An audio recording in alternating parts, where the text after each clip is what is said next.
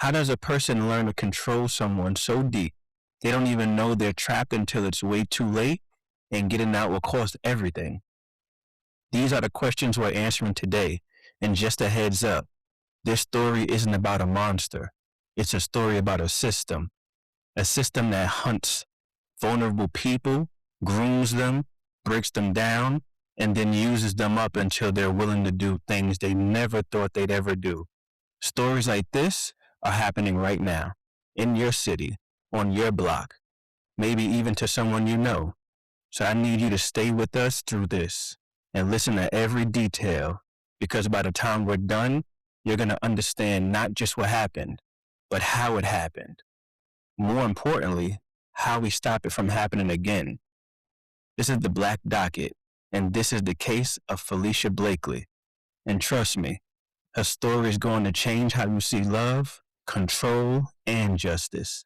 But first, we got to go back, all the way back.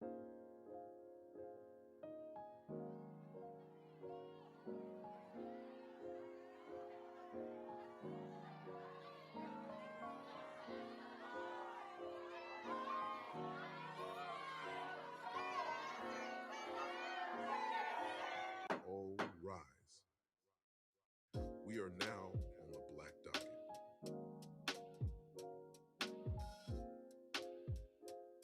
Kingdale. Hey, What's up, my nigga? what's going on, beloved? Not much, just chilling, That's what I like to hear. For sure. You know Falicia? Nah, but I heard about Shorty.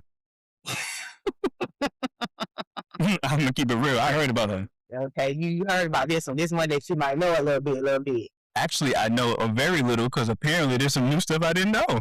That's true. It is a lot of new stuff you didn't know. Put me on, please. You ready to do it? I'm ready. All right.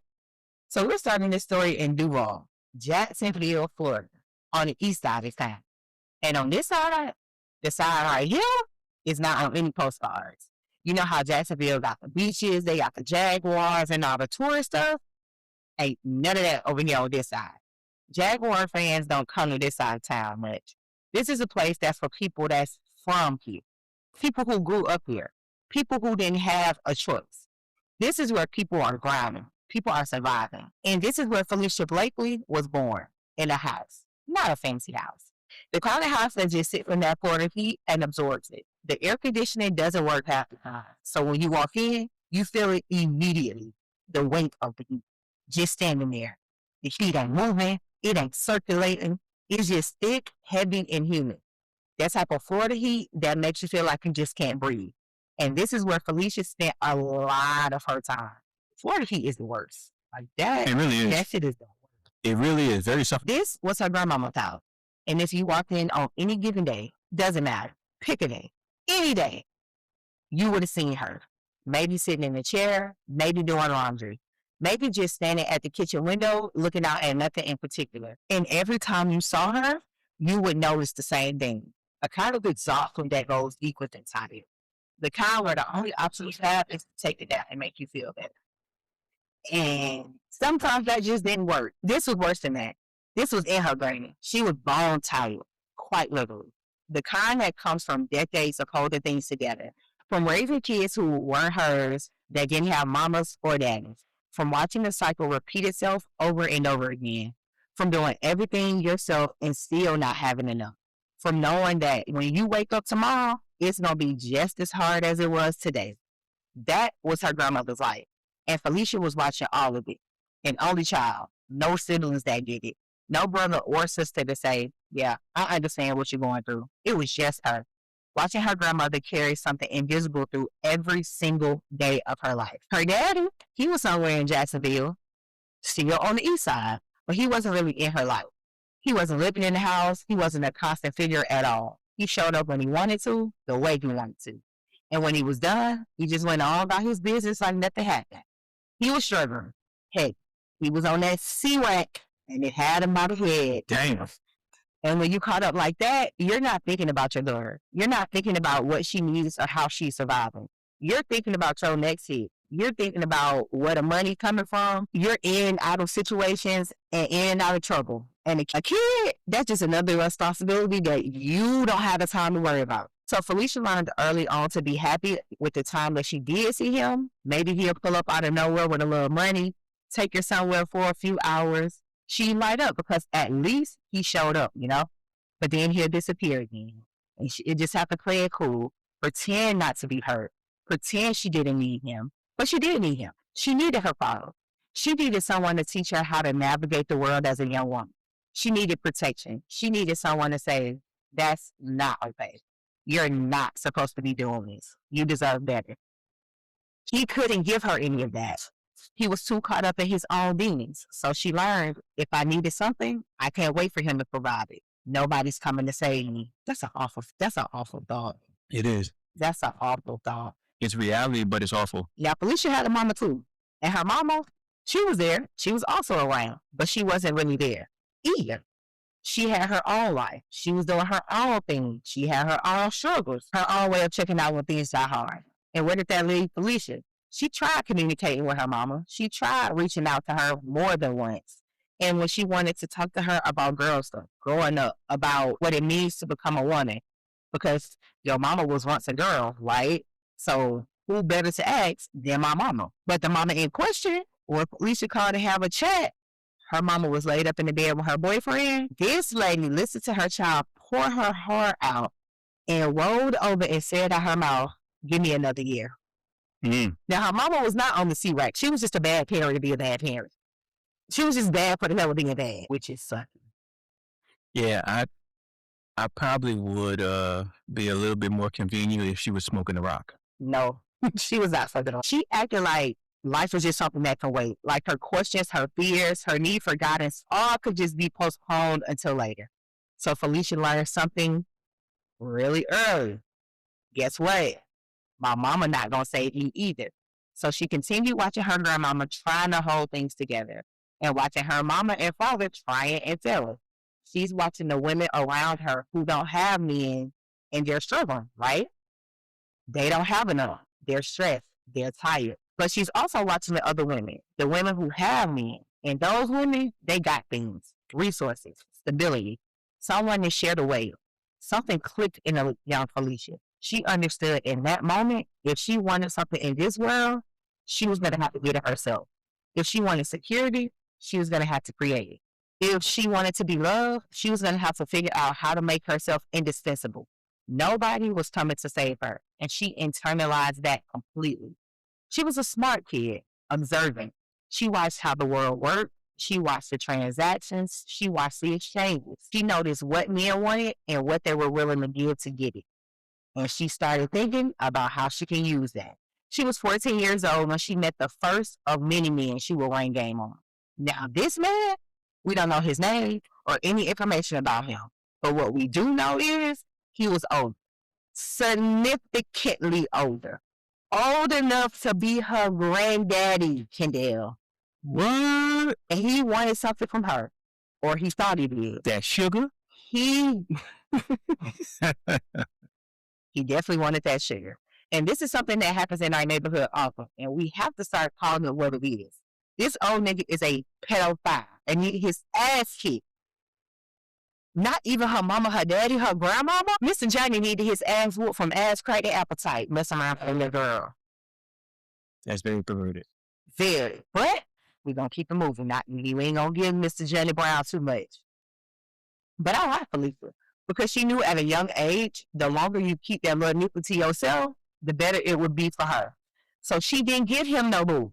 She's 14 and she was playing this game better than most grown women ever would or could. She gave him attention. She gave him possibility. She made him believe that maybe if he was nice enough, if he gave her enough money, if he showed up enough, then maybe one day, someday, she'll drop him draws. But good news, Miss Falicia never did. I bet you she didn't. She never did. She said, get up off me, John Brown. She ran this game long enough and proficient enough that he was dropping bad, real money, cold, hard, cash dineros in her hands. And Falicia, she didn't blow it. Ran this game long enough and proficient enough that he was dropping bags, real money, cold hard cash in her hands. And Falicia didn't blow it. She wasn't spending it on candy and clothes and things that she didn't need. She was strategic.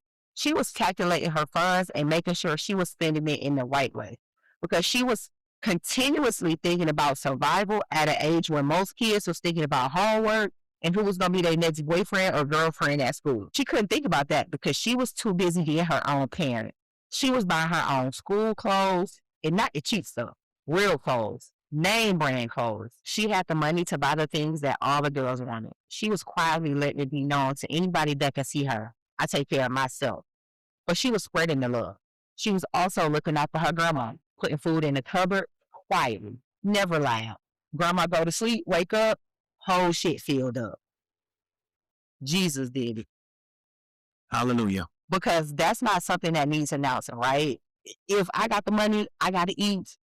My grandma not going to say, take your food back. You know what I'm saying? It's just certain shit you just got to let rock. But her grandma knew what was up. She was opening up that fridge every time, and every time she opened it up, new food would appear. Falicia could see that her grandma knew what was up as well. She saw the way her grandma started to look at her once she realized her granddaughter was bringing money into the house. And it was mixed emotions for the grand. Because part of her was relieved because she didn't have the burden of what are we going to eat today? Where is the money for the food going to come from today? I can imagine that's a heavy ass burden. So to have that lifted, yeah, where's she getting his money from? But also, where's she getting his money from? Mm-hmm. And not only the food, other burdens also were relieved because the laundromat bill disappeared. She started taking herself and her cousins to the hair salon to get their hair done. But Granny was also sad because she didn't want this life for Falicia. She knew the streets and fast money don't always end the way we expect it to. But the future wasn't on Felicia's mind. She was doing all this with pride, not shame, not desperation, pride. Because in Felicia's mind, she had everything figured out. She had cracked the code. She had found the one thing that gave her power in this world where she didn't have much of anything else. She was moving how she wanted to because she knew nobody could control her or tell her what she could or could not do because she had control of her own world, right? I'm paying the bills. Whatever, I do what I want. I pay bills. Who wants to tell me what I can do? This was the code that she lived by because that's truly what she believed. And she believed that shit completely. She wasn't naive about it. She understood what she was doing. She understood the game. But what she didn't understand and what nobody told her was the game was already rigged. That when you're a child, when you're traded pieces of yourself for survival, you don't actually have control. It feels real. It looks real, but it is a illusion. And Falicia was able to live in this world where she was in control until September of 1999, a few days before her 16th birthday. She went to check the mail, and in the mail was a plane ticket with her name on it. There was no letter nor a phone call to let her know it was on the way. This ticket, who do you think this ticket was from? Her father. The crackhead did not send her a ticket. Hey. This ticket was from her mama, who couldn't even find the courage to call her and say, hey girl, I miss you. Would you like to come live with me? Or simply, I'm sending you something. Be on the lookout for it. Because what do you mean this ticket is just randomly in the mailbox? And why do you think I'm showing up? Girl. She didn't do any of those things. This sudden change to be a parent was because she had gotten a job transferred to Atlanta as a flooring distributor, a new opportunity, a fresh start. And she decided by herself that it was time for Falicia to join her. She was willing to try her hand at motherhood again. But this was a one-sided desire because Falicia did not want to go. She didn't want any parts of Atlanta, and she did not want to go live with that lady. She told her grandma straight up, I don't want to go. And her grandmother, who had already raised one generation, who was now watching her granddaughter figure out how to survive in a world that wasn't built for girls like her, told her, maybe it's destiny to go. She didn't give her option to stay. And she didn't pussyfoot around what she really felt. And she didn't water it down. There was no, I'm sorry, I love you. This just for right now. She stood on what she thought was best for Falicia, and she didn't deter from it. But for Falicia, this just proved what she had already known for a while, that she was completely on her own and that nobody was coming to save her. And she knew she had to figure this she can call life out for herself. So she packed her things, she got on that plane, and she made her way to Atlanta. She brought everything she knew about survival, her skilled ways on how to read a man, how to make herself indispensable, and how to use what she got to get what she wanted and needed.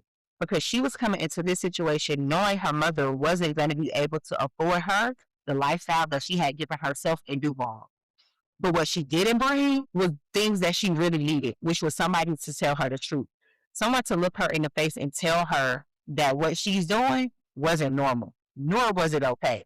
That a girl shouldn't have to know these things. That she deserves someone to show up for her just because she was worth it, not because she earned it or she performed it or she gave something away in exchange. In Atlanta, Falicia would be tucked into a whole new ball game where she would meet a different type of man. A man who knew more about the game of exploitation than she did. A man who would take her need for control and weaponize it against her. A man who would turn everything she thought she knew about power into her greatest vulnerability. His name is Michael Beard.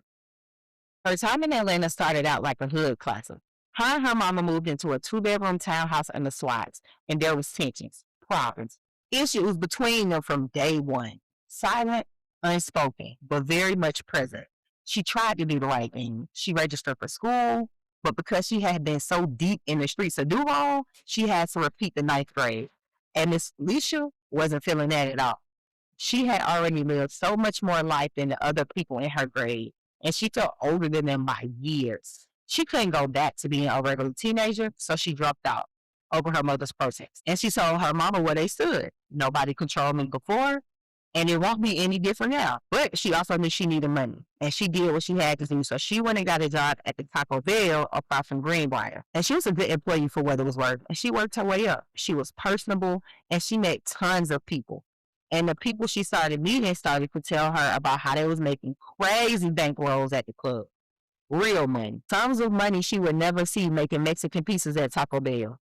She knew how to make money. The question was, how much could she run up? At this time, she was still young, only 16. So there was no way she was about to go clap them cheeks in Atlanta at 16. So when in Rome, you do as Romans do. She found somebody who could make her some papers. She found a man who made her a fake birth certificate and a fake Social Security card. And equipped with the necessary documents, she made her way down to the local DMV and got a driver's license that said she was 21 years old, which meant she'd go to the club and get her a dancing permit and throw that thing in the search. Yes, sir. And just like that, the whole Atlanta strip club circuit opened to her. And like so many new dancers, she made the rounds to see what was the best fit for her. She landed first at Dancers Elite, then the legendary Body Tap. And then after that, she went to some club called Goosebumps. And the scene was really her oyster because she was actually good at it. She knew how to work the room. She knew how to make men feel like they were the only person in the world for those few minutes that she was dancing. And she was pretty good at making money as well. About $200, $250 a night. And for the first time in her life, she was making money without having to sell a dream to an old man. And for her, this was her first time feeling real power. But power can be dangerous when you're 16 and you think you understand it. When she was working at Dancers Elite, there was a regular customer who came to the club often. And most, if not all of the people in the club knew him. He was older, a real smooth cat. I'm talking so known and so smooth that a girl in a club that he had done sweet talk had his full name tatted on her titty in cursive, Michael Berry, in big bold script. He was in there like the pose when the doors opened all the way up until they closed. And if you worked there, you couldn't miss him. So of course Falicia noticed him, but he wasn't her type. She was not pressed to be in his face. Falicia felt his voice was too soft. He was too gentle. He didn't carry himself the way she expected a man to carry themselves. She liked rough and rugged men. So there was no way that Michael Berry would have ever been her type. Plus, she had a rough and rugged man at home. He was a guy in his mid-20s. Remember, she's only 16 at this time, but this man was doing a little something for her. He helped her move up out her mama's place because those two were never able to figure it out and get along. And no grown man wants to be laid up in somebody's mama house when they don't have to be. So he moved her to the suburban lodge where he paid her weekly tab. He was sending the dough and she was spreading them cheeks, and she ended up knocked up. That's crazy, man. You gotta chill. Shortly after that, everything he did started to get on her nerves. His breathing, his talking, his presence. She was just tired of him and fed up. So she left the suburban lodge and went back to her mama house. And as the date came closer to her dropping that load, she gave her notice at the club. But when she did, it was with one stipulation, that she could work at least one last shift. This final dance was to happen on a hot summer's night. It's hot outside, and it's even hotter under them lights in the clubs. Falicia is on stage in her two-piece outfit, in a pair of pleasers with her belly visibly showing that she is growing life inside of her. Her once noticeable six-pack is replaced by a telltale swell. And while the belly was cute, the money throwers was not feeling the vibes. It's her last night, and all she made was 20 little bucks. Now, the eyes was... One a little dub? A little dub. And it was a little 1, 2. I mean, listen, you got a belly on you. I ain't trying to get into money. That's what they should be getting money for. No, you have no business getting here. Now, the eyes was on her all night for sure, but they was just sitting in the left corner of the stage just staring, commenting on what they liked. But they was holding them little singles tight. And once she peeped the scene, she was pissed and she was ready for these songs to be over so she can go on about her business. Then, out of nowhere, a man in a yellow hat and shorts handed her a wad of cash. She looks to see who made her night go from bad to good in an instant. And when she did, it was sweet talking soft voice Michael Berry. He tells her that he's been trying to get her attention for a while, but she was paying him no mind and ignoring him. But now, here he was, handing her money with no strings attached. And as he's handing her money, he's also talking in that soft-ass voice, and he's saying, I've been trying to get at you. You've been ignoring me and stuff. Come holler at me when you get off stage. She gonna holler now. Desperate times call for desperate measures, so she did what she was told and headed straight for Michael Berry. I'm going to stop y'all. This whole entire episode, I'm going to call Michael Berry by his government name, Michael Berry. So when somebody try to search Michael Berry, I want this episode to come up so people can know about his crimes against humanity. It's true. If you out here talking to 16-year-olds, you got to be observed, young man. That ain't it. And for Falicia, that was the best decision she could have made for herself that night. Because before she went to see Mike, she had a whole $20 to her name. He doubled her night's earnings the moment she reached the table. He paid her $20 for a lap dance when the going rate was only $10. And he kept the 20s coming long after the song, and the money kept rolling. And when she got tired of dancing, he continued to hand her more 20s just to sit and talk to him. And once he felt like he had filled that tip jar up enough, he started making requests, talking about some, let me take you home and rub you to sleep. Already on bullshit. I mean, I'm sure her body was tired. She did need a massage, maybe. And she is pregnant of their clapping cheeks. Which is ridiculous, by the way. And while our girl was young, she was not foolish. She told Michael Berry, I don't go home with people I meet in the club. And she meant every part of that. She kept her real life separate from club life. A clean distinction between those two parts. She left the club at the club, and with that, she collected her funds and headed home. Because what she knew was that tomorrow, Michael Berry would be right back in that club. And I'm sure he was. Now, while her rules and regulations were new to Michael Berry, he didn't trip. He was patient. When she showed up the next day, because guess what? Yeah, that night was supposed to be her last dance, but them little $20 did not afford that to be her last dance. She had to come back to the club. Damn. When she showed up the next day, so did he. And I'm guessing she went home and thought about her rules and regulations because when Michael Berry ran up on her the next day, he convinced her to go out on him, and she agreed. They were supposed to go out the next night. You go to work today, tomorrow, I'm going to take you out. But he ended up getting arrested, locked down, behind bars. So there was no way for the date to happen, right? And Falicia just figured out of sight, out of mind. And Michael Berry would do his time and go on about his business. Because why would she think anything else? I don't know this man. I just danced with him one night. He asked me out. Why would I think? Why would I think anything was supposed to come from him? But that's the complete opposite of what happened. He was still applying pressure and calling her Colette from jail damn near every day. And damn near every day, she was accepting them charges and sitting on the phone with him while he talked about all the plans that they was going to do when they get out. You my girl. All the jailhouse talk. You my girl. Because when I get out, you're going to be a family. I'm going to take care of you and the baby. I'm going to be that baby daddy. Baby daddy. That's how I go. Mm-hmm. You don't need daddy. All he got is us. And she was accepting the charges and sitting on the phone with him while he was talking about all the plans he had for when he got out. And she was also sitting on that phone falling in love. But those dreams were easy to believe because while he was inside, he was still sending someone to pay Felicia's mother's phone bill. And while her and her mama still wasn't BFFs, this was helping to mend the relationship because this was one less bill that had to be paid. And it was extra money in her mama's pocket. And to her mama, this also gave the impression that this was a man who cared about her daughter. So in the mama's eyes, he was special. But Michael Berry had been around the block a few times, and this was all intentional. He also had a young boy on his payroll named Shy that was hired as Felicia's helper. He was told that he was to do whatever Falicia needed him to do. So he drove her to her appointments. He drove her to run errands. Shy was even taking her to the corner store on her little corner store runs. I want a bag of Flaming Hot. Shy, come get me. And this was a sweet deal because she didn't have to do anything for him in return. Michael Berry had all this handled and tied up from behind bars. He was showing her that he was like an octopus. He had many arms and many people that were willing to act as extensions of himself. And Falicia liked that. She loved that he was able to pull strings on her behalf. She assumed his money, command, and respect was because he was moving away. And she didn't mind that.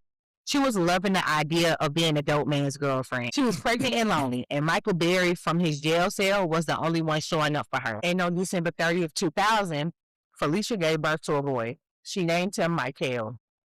And she was enjoying being a new mom. And a few weeks after she had Michael, Michael Berry got out of jail. He made sure he came by the house to check her out, but he wasn't really pressing the issue. He wanted to give her space and time to bond with her baby. He wanted her to get a real feel for being a mother. And when she felt like she had it down and the system worked out for her, Michael Berry came back around. And he came back with demands, and he told her to move out because he could put her up somewhere. And Falicia, using the good sense that was put in her head, she told him no, she wasn't ready for that. That is some good sense. Because anybody else, they would have been thirsty. Let me tell you, you know what I'm saying? At some point, the decision making gonna get a little fucked up. But for what it's worth, starting out, she was actually doing pretty good. She's ahead of the curve. Yeah. A lot of those pitfalls most people fall for, she was seeing it from far away. Yeah. Especially for 16. It's like 14 when she was running on Jump Hall down there in Duval. Listen, that's Nas Illmatic level, by the way. Listen. I'm just saying it, okay? So life went back to normal for her. She went back to Body Tap, where she could make 2-3 times what she made at Dance Elite, better money, and freedom, because Michael Berry wasn't sitting inside Body Tap like he owned the place. But he made sure to keep his presence in her life. He would bring her roses to the clubs, chocolates, cookie cakes, to my baby Falicia. That boy working good. Listen, he was laying it on thick. You hear me? He started buying her jewelry, not just for her, but for her mama. Most notable. Okay, so let me tell y'all about the jewelry. Of the whole story, this is what pissed me off the most. So the jewelry is a herringbone chain, and a lock was the pendant. Like the lock you put on your lock in school. That. Yeah, that's nasty. Hold on, I must show you this foolery. That's nasty. That's the jewelry. That's nasty. And I used the picture of the chain on the cover, so y'all on the social, so y'all will be able to see this disgusting chain he gave her. But it was a padlock as the charm. That's called a padlock, right? Okay, so it was a padlock as the charm. And she wore this necklace like it was the rare blue diamond from the Titanic. My girl did not take that shit off. I'm surprised the copper of that padlock will not rub off into her chest. It wasn't about what it was about who gave it to her. And how man gave that to her, she gonna rock it. I'm just thinking about being in the club and seeing her dancing with a padlock on her throat. But she getting money, so that's true. She was her name. When you get money, you can do whatever you want. And he did this to make sure it was a spectacle. He dropped these gifts off or had them delivered when he knew most of the girls in the club would be around. So they could see, oh, your man bringing you stuff to the club. Oh, we love you. Oh, we He good. He really working the crowd. He doing crowd work. That's good. So they're swooning, and they telling Falicia, oh, that man is so sweet. That man really love you, girl. That's your man, girl. He love you, girl. That's your man, girl. Girl, please. But boy, were they wrong, because that man doing all this love bombing was a PIMP, but nobody knew it yet. Not even Falicia. But just like when she turned him down on seeing her outside of the club, she also went back on her word to move in with him. So a few weeks later, she left her mama's house and moved into an extended stay hotel with Michael Beard. It was a teeny tiny one, but it was just them two and the baby. So, I mean, yeah, it was small, but how much, in the grand scheme of life, how much room do you really need for you in the house? You don't need much. You don't need much. And for the first time in her life, Falicia had what she thought she wanted. A family. She had the man. The man was committed. The connection with the man felt real. Before Michael Berry, every boyfriend had been a regular neighborhood boyfriend, a school boyfriend, or a sugar daddy. Nothing was serious or built to last. Michael Berry was the first one she felt real love, not puppy love. To her, Michael Berry was a real man who did real man things. He was bringing cases of diapers from Sam's Club, making hair appointments to make sure she looked good. But his actions definitely had ulterior motives. But he played the long game because he kept this up for a while. When the change started, it started small. It almost just felt like a new stage in the relationship. But it's one you can put your finger on. It happened one night as Michael Berry drove Falicia home from a long shift at Body Tap. They were having a regular conversation, and she was running him through her night, giving him the updates of what happened in the club, like she always did. As he listened to her, like he always did. But on this night, he actually had something to say. He asked her about her nightly earnings. He said, you only made like $300 a night? That wasn't wrapped as a question because he figured he had buttered her up enough. It was time to lay his plan into action. And what was that plan? Operation Get Out of Atlanta. He had been pillow talking to her that they needed to get out of Atlanta. So he followed this question up with, to get out of Atlanta, right? To set up like someplace where you can have my babies, you can get out of the club for good. You know, we just need a little extra. Land it on thick. Land it on thick. 57. I'm going to need you to help me, you know? This is about me and you and I. Us trying to make it as a family, baby. My two favorite letters in the alphabet. You and I. Child. Let me tell you something. This is why this type of life would have never been for me, because I would have been so agitated to him saying that to me. Michael Berry, what? Game ain't running on you, huh? Michael Berry, what, nigga? First of all, I done been on my feet all day, clapping ass for 8 hours. And you sitting talking about how much I made. How much did you make? See? That's why I don't even know if I ever met a PIMP in life. But once I get to talking. Yeah, he not. You doing too much back talking. You doing way too much back talking. You doing too much talking, not enough listening. Oh, definitely doing too much talking, not enough listening. Please get the fuck out of my face. Please, I beg of you, Mr. PIMP. So he doing all this. He ended it with, I'm just trying to make it. And by making it, he meant that she needed to bring home at least $700 a night. Every night. Not just 2 nights, every day. $700 a night. Okay, Dr. Slim. 700 American dollars. 700 Mexican Dolores.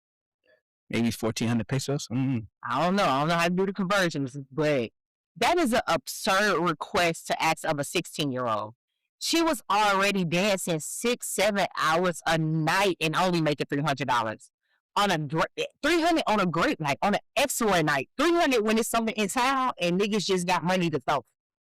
And you know, $700? He wanted her to double her nightly earnings. This request was beyond crazy, but that was her man.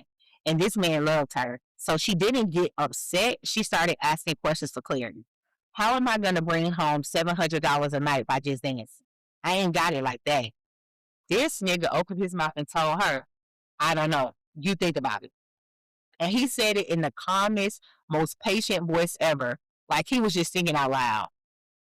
He was now in full pimp juice mode on her, okay? Game had now changed, and he had taken a turn for the worse. And once she thought about it, the only answer she came up with to make more money is the oldest profession in the book. She was already getting butt booty naked for these men in the club. What if she started offering more to her customers other than just some ass shaking? And she started slow. With this service, at first she played the tease game. She would get awfully close to popping that pussy. But that was enough to let the clients think that something extra could happen. I'm saying the girl was good. The girl was good, man. The teaser worked. And once the word started moving through the club, she was willing to give it up. Her use of the VIP rooms went up. And as she had been doing this for a while, she started having regular niggas that would come to the club just to fuck. And she had one client who came to see her regularly. He was into her. She was into him. She was getting ready to let him have a happy ending until he said he didn't have a crime. And that interrupted the groove because there was no way she was about to let this man hit her wrong. So he pulled up his pants, told her that he was going to go get a rubber and he would be back. He never came back. When she got in the car that night and she was doing her nightly rundown with Michael Berry, she told him the whole story about how she tried to increase her funds, how the guy didn't have protection, how she protected herself by sending him away. And like always, Michael Berry listened. And then he pulled the car over into the parking lot. Sitting in that same lot, he looked her in her eyes and told her, well, that's my fault. I'll have to start getting you some rubbers to put in your bag. And then proceeded to get out of the car. He told her, get out the car, baby. She did as she was told, and he came around her side and punched her in the wild. I was not expecting that. That's not what I was expecting. That wasn't funny, but I was not expecting a fist to the face. He socked the fuck out of her when she got out of that car. He hit her so hard, she spun around on her feet. Her hands went to block these blows as he's like hurling punches at her, like he's out there beating the shit out of her. And that didn't stop him from hitting her. She started cursing at him for him to stop hitting her. And he continued to hit harder. Every time she cussed, the hits got harder. And when he deemed he was done, he opened the door, pushed her in the car, told her to get back in. I mean, what other fucking option did I have? I'm in the middle of a parking lot, beat up. I'm going to get in. Once back in the car, she checked on her bloody lip in the passenger side mirror. Michael Berry put the key in the ignition and drove home in silence. The only thing making noise was the radio. And then he reached over and rubbed her shoulder, talking about something. Mama, because that's now his new name for her, Mama, right? Mama, you know we're trying to get this money, so why would you let somebody go? At this point, Falicia is pissed because she is beat up, and now you want to ask the questions why. Nigga, you should have started with the why before you beat me up. That would have made sense. If you wanted to know, you should have asked before you put your hands on me, is what she told her. But she did answer the question, and she told him a very logical answer. You tell me to protect myself every night I go into the club. So if I'm to protect myself and a man doesn't have protection, I'm doing what you told me to do and not acting irresponsible. But that's not enough because here I am sitting up in this seat, beat the fuck up. It's a good point. That was a good point. Call it what you want. There is on it. What you want from me, sir? That's why sometimes I think the logic of pimps is so dumb. Yeah, you want the money, but you're going to give me a speech on how to protect myself every time I go. So what? Because even if I would have gotten in the car and said, I let him fuck without no condom, I think she still would have been beat the fuck up. Yeah, because why are you letting people do that to you raw? That's not protecting yourself. That's irresponsible. And I think Michael Berry agreed because he promised he wouldn't react like that again. She believes him. She figured he was just mad, just frustrated, just stressed about the money. She didn't understand yet that this would start to happen more and more often between them. Every time she did something that Michael Berry thought was out of line, he would be there to pull her back with violence that was more intense than the last time. After this night, weeks passed, and Falicia continued going to the club every night, giving it her all to make $700. And when she put her mind to it, she did start to actually increase her nightly take home. So everything was good with Michael Berry. And he wasn't giving her any status. She was giving Michael Berry so much money that one night he brought in a nigga. Rolling in the dough. You hear me? Mm. You making so much money, baby. We gonna get somebody to take care of little Malachi. And the nanny name was Venus. Venus was young. Venus was beautiful. Venus was also one of Mike's girls. Michael Berry, Falicia, Malachi, and Venus all moved into a one-bedroom apartment at the Claremont Lodge. Venus took care of Malachi during the day, and she would drive Falicia to and from work on the nights that Michael Berry couldn't. And at first, Falicia thought Venus was like Shy, just a person that was paid to be at her beck and call. But she would soon learn that this was a totally different type of situation, because during those rides, this was the only time that they really had to talk to each other without Michael Berry being all in their face, right? Right. So one night, Venus asked Falicia a question. He ever did you like that? Falicia, totally confused by the question, asked what she meant. This led to a story time from Venus where she told Falicia that one time, Michael Berry got so mad at her that he filled a bathtub up with water and held her under it until there was no air in her lungs and she could no longer breathe. She fought back while she was in full panic mode. But Michael Berry, he didn't give a damn. He held her under that water anyway. Then once he pulled her out of the water, almost unconscious, he beat her so badly that she had to spend the night in gravy. Mm. Now, you know my stance on gravy. If I also ever get beat the fuck up to a pope, make sure they take me to gravy because they'll keep me alive. Okay. So Grady good for getting beat down to a pope and gunshots. Any type of trauma. Okay. Any type of I don't care if it's a level 1 trauma or a level 10 trauma. It just got to be trauma. Anything below trauma, don't go there. Don't go to gravy. You're going to sit there all day. You're going to sit there long enough that you're going to have trauma. Fair enough. Falicia listened to the story and she was shocked and confused. She told Venus, hell no, he never did nothing like that to me.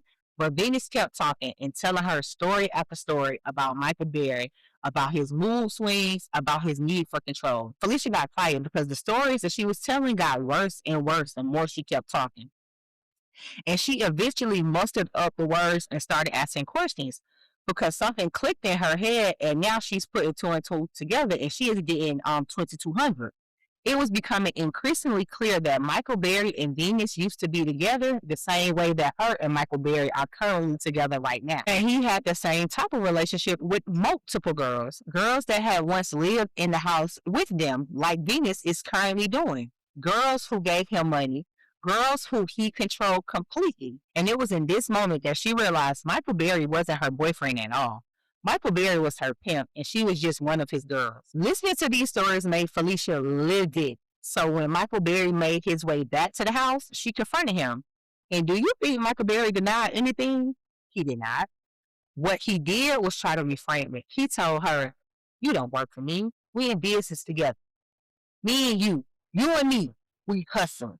I'm your nigga, and you my little mama. Hey, listen, they like that hood shit. We like Bonnie and Clyde. I don't know if I ever told y'all this. I absolutely hate the comparison to Bonnie and Clyde. Be anybody. Don't ever be Bonnie and Clyde. Why not? It's like Romeo and Juliet. They only had a week together and they got shot up 200 times. Why would you want that? They want the love that they exhibited between them. It wasn't no love. It was stupidity. The loyalty. That's what they want. The romance. That's the stuff that they want. That's what they teach y'all. I want people to stop. No. They condition y'all to be like that. No, you have to stop taking the white man's love. There was no romance in that. We knew each other for a week and we robbed the bank and we got shot up 200 times because we weren't even smart enough to get away. But the connection we built. Child. Stop it. The connection we built. And the bullshit came off his tongue in such a calm and reasonable tone. He said, things to her like he was explaining something obvious. Like, this should just have been common sense. He almost was saying, bitch, why are you asking me this? How did you not know? Like, why the fuck are you even asking me this right now? He paints the picture that they were partners, equals, both on one team. But it was a lie. It was all a lie. But it was the lie Falicia wanted to believe, because that meant that she was trapped and being trafficked. And most importantly, the man she loved was using her and her body to make money. And that reality was too big to face. So instead, she accepted the lie, and she accepted Bonnie and Clyde. Also, with the Bonnie and Clyde narrative, I feel like it's easy to land on that when you want to choose to be stupid.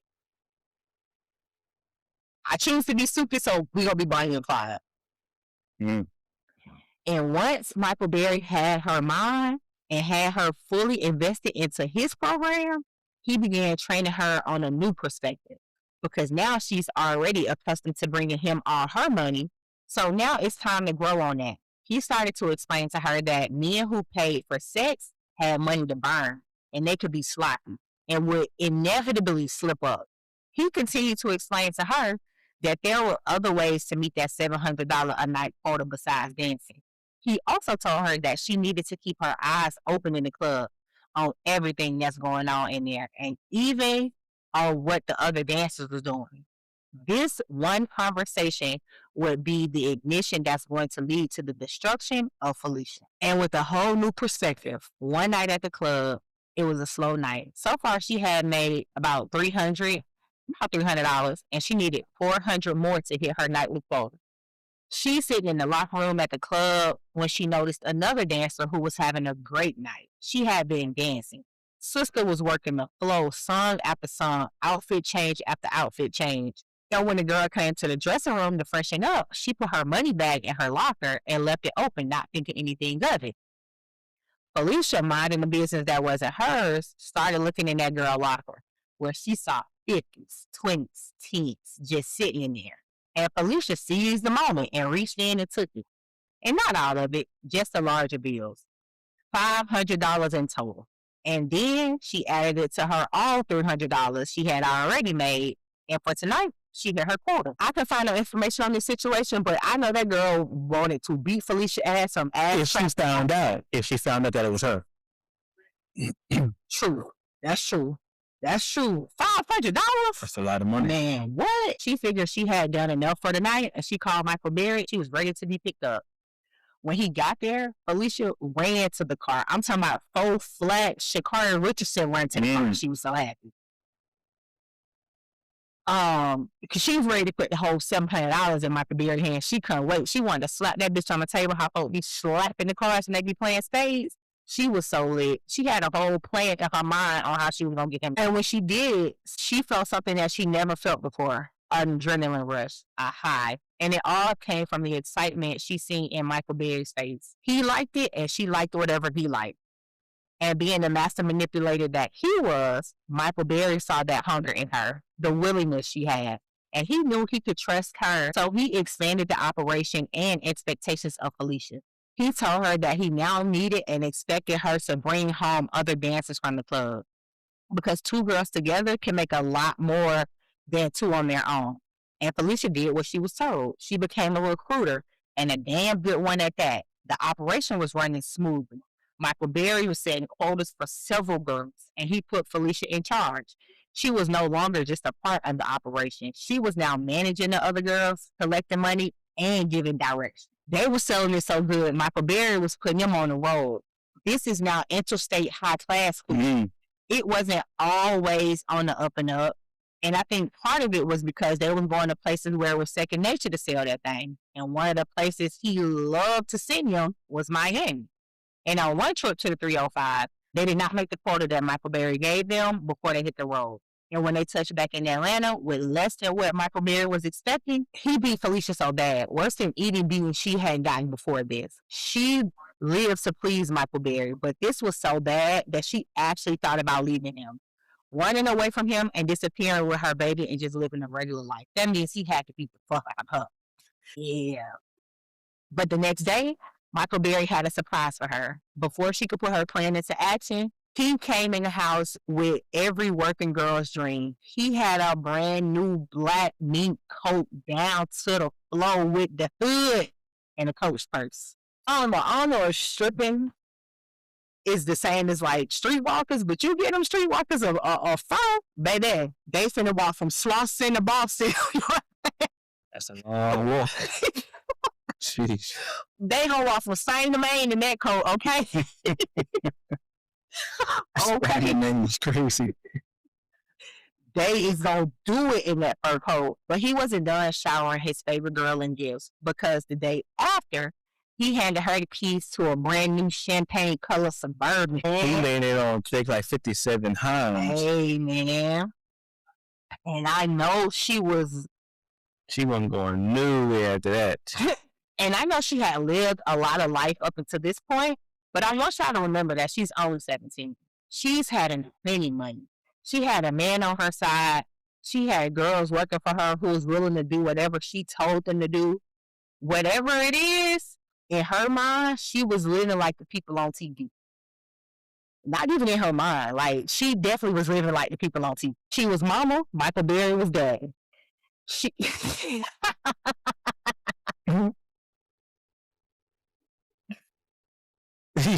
Yo, did you just say she was mama, he was dad? Yeah. It's crazy. Oh, man. Not y'all out here playing house with the hoes. She had everything she thought she wanted, but in reality, she had no idea how trapped she really was. But like most stories go over time, things started falling apart. Falicia started drinking too much. Some nights she'd be so drunk, she didn't know what was going on. The girl she was managing started missing quota, and they was missing quota because they started getting high on their own supply and started using the powder they were supposed to be selling in conjunction with the cat that they were selling. He worked now. Something I could do there for now and forever. But the operation was really smooth. You selling cat and drugs, and you clapping cheeks in the club. That's a lot. It's a lot going on. You selling a lot of product, it's a lot of product in one place. It's a lot of product in one place, and if you selling all that, I'm kind of with him. You could be making $700,000. Yeah, but he upped the price. I don't want 700 anymore. You was 700, but all you was doing was dancing and giving up the cheeks. See, he really ain't shit, because every time he ups the responsibility, it's just right above surviving. Yeah. Hey, but that's the game. And others started straight up stealing. So you got the girls who's smoking the cocaine powder they're supposed to be selling. Then you got ones that straight up stealing to support their habits.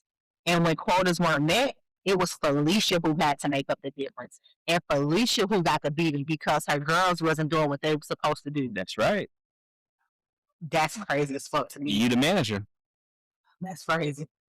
One night, one of the girls said to Falicia, "Mama, you can handle daddy's beatings." That question, now I understand why Falicia was pissed. But bitch, don't ask me no shit like that. Falicia slapped the dog shit out of that girl for asking her that. She told her, "You a thick girl. You're taller than me. I'm way smaller than you, and you can't deal with him. So what makes you think that I can deal with him?" She really was trying to play her with that question. She definitely was trying to play her with that question. Yeah, facetious. Things were slipping. The operation was falling apart. Michael Berry was getting impatient. The money wasn't flowing the way he wanted it to flow. And then one night, Michael Berry handed Falicia a pistol. And it was about to escalate the situation to a whole new level. Him handing her that pistol came with the ultimate price. And anyone who crosses paths with Falicia would be in immediate danger. But right now, enter new players into the story. The first being Ray Goodwin. He was a photographer connected to the entertainment industry in Atlanta. He was the kind of guy who knew people. He was the first generation influencer. He was known to throw parties at Lake Lanier. He had friends who owned clubs. He had money and taste, and he lived life in a way that attracted people to his orbit. Ray was dating a woman named Denise Turner. That was his baby. He loved her. On August 15, 2002, he was planning a night out in Buckhead for her birthday. He was excited about it. He was telling everybody he could about this nice night he had planned for her. And on this day, he had a party planned and he needed party favors. So enters Falicia. These two knew each other. They'd been doing business for more than a year. She would bring him ecstasy pills and he'd buy them. But it was more than transactional, you know. Ray had helped Falicia out in bad situations before. He had picked her up when she was in trouble with Michael Berry. He listened to her rant when she was scared or angry. Ray was a good dude in a world that was often unkind to girls like Falicia. On the afternoon of August 15th, Falicia called Ray. She had pills to deliver and asked if she could stop by. Not thinking anything of it, Ray said yes. He had to stop at the bank anyway to pick up money for the night. So while he was there, he might as well get the money out to pay Falicia for the pills. So when she came, she brought her good girlfriend Pumpkin. They got, they went to Ray's house. They was drinking. Ray was offering them drinks. They was like, no, we ate whatever the case may be. He was like, no problem. I go pick y'all up some Chick-fil-A. When I go to the bank, y'all can put some on y'all's stomach. We can come back here and chill. And this is when Chick-fil-A was good. But Ray was helpful. That was his nature. Ray had no idea that when Falicia came into his apartment that day, she wasn't coming to deliver no damn pills. She was coming to rob him. The next man I need you to meet is Clarnell Christmas, who everyone called Doc. He was Ray's homeboy, a big guy, 250 pounds, strong, imposing. But he was a lover, not known to ever hurt anybody. And on August 15th, he was just going over to hang with Ray before Ray headed to the party and before Doc headed home to spend time with his wife, Paulette Jones. And last, let's meet Lamitrius Twitty, who everyone called Big Michi. He was from Akron, Ohio. Shout out to Akron, Ohio. You know what I'm saying? My boy is from there. Who your boy? LeBron James. Mm-hmm. LeBron and Big Michi is from Akron. Shout out to Akron. Big Meech? No, this. Okay. And Twitty had been in Atlanta for 4 years, and he was the first GM celebrity barber. He had a clientele that meant something back in the day. In 2002, he had cut all the members of P-Funk, all the members of Tony Tone Tone. He was P. Diddy's personal barber when he was in Atlanta, and this is when Diddy was here when he had Justin's and Buckhead. So he was really cutting, cutting people with that mattered back in 2000. He was living his dream in ways that he would have never been able to do in Akron. But on the night of the 2000 Super Bowl was in Atlanta. Something happened that changed his life forever. Michi invited two of his closest friends, Jason Baker and Richard Lawler, who came down for the Super Bowl because the city was on fire. That brought all types of people to the city. And Michi wanted his friends to be in the mix with him. They decided to go out where the players would be, not the players, the actual football players of the game. Okay. And that was Cobalt Lounge in Brooklyn. And as they were enjoying the night, a fight broke out outside the club. In the scuffle, Jason and Richard were both stabbed. At first, Michi thought they was just knocked down. He didn't realize that they was on the ground dying. He grabbed a gun and started shooting at a retreating limo, thinking the killers were inside. Turns out, Ray Lewis was in the limo that he was busting at. And this is the case where Ray Lewis got in trouble. So the people that Ray Lewis was with got into a fight with Michi's friends, stabbed Michi's friends up. Michi went and shot at Ray Lewis, then Ray Lewis then shot back. Okay. So that's self-defense. Eventually, arrests were made in the killings of Jason and Richard. They all walked free. And them people walking free really fucked Michi up. The people closer to him said that he lost his will to live. Not literally, but spiritually, emotionally. He was never the same. After 2.5 years, in August 2002, Michi was trying to rebuild. He had a 10-year-old son. He was getting his life together. He had a 10-year-old son he was getting his life together for. He had a good week coming up. Clients was booked. Money was flowing. He was feeling good, and he wanted to step out to have a good time. So on August 15, 2002, he went to Club Fuel in Buckhead. Unbeknownst to him, that would be the last night of his life. And we did a lot of talking about August 15, 2002. The day starts at Ray's house. It's hot and sticky outside, but you can tell inside of Ray's house. Ray's place was nice. He had the decor that instantly made everyone feel comfortable when they came in. Falicia and Pumpkin show up, ecstasy pills in hand. Ray takes the pills in his normal family manner. He asks the girls if they wanted to drink. Being hospitable, Falicia said no, she hadn't ate all day and she needed some food on her stomach. So Ray says he'll take them to Chick-fil-A so he can stop at the bank anyway. While they were running their errands, Ray's phone starts to ring. It's Michael Berry. So Falicia picks up Ray's phone and starts a conversation with Michael Berry. He's asking her, what you doing? Is everything all right? She tells him that everything is fine. And then he tells her to go on and stay until you get about $500 from him. He then asks her where they was at. She told him, yeah, SunTrust. SunTrust being the bank. And greedy as Michael Berry started calculating, he knows Ray. He knows Ray has money. So he's pocket watching and doing the math in his head. What y'all getting out the bank? You know how Ray is. So you counting what? 500, a G, 15? They doing all this talking on Ray's phone, mind you. Mind you, right? Falicia realizing that they're doing too much talking, she told him, I'll call you back. Because he's about to fuck up the entire plan with all this talking and jibber-jabbing he doing. By the time they get back to Ray's place, it doesn't take long for him to know something is off. Felicia's demeanor has changed. She's distant and distracted. What's wrong with you? Ray asks. You need some 1800 or so? She accepts. She downs the tequila, salt, and a lemon. She has another and another. Michael Berry then calls back. Falicia tells him, I just overheard Ray talking on the phone to someone named Doc. Doc's on the way over here. Michael Berry's response is instant. Oh, that's better than him. You gonna get all that money. Then get up out of there. And just like that, the plan has shifted. Instead of just Ray, she's now going to have to rob Ray and Doc. 2 men instead of 1. She hangs up the phone and continues to chill and wait for Doc to show up. When he finally arrives, him and Ray go into the kitchen to pour drinks and season steaks for the grill. After dinner, Ray's supposed to head to Buckhead for his girlfriend's birthday. But until then, 4 of them just chilled. They was here drinking as the night grows on.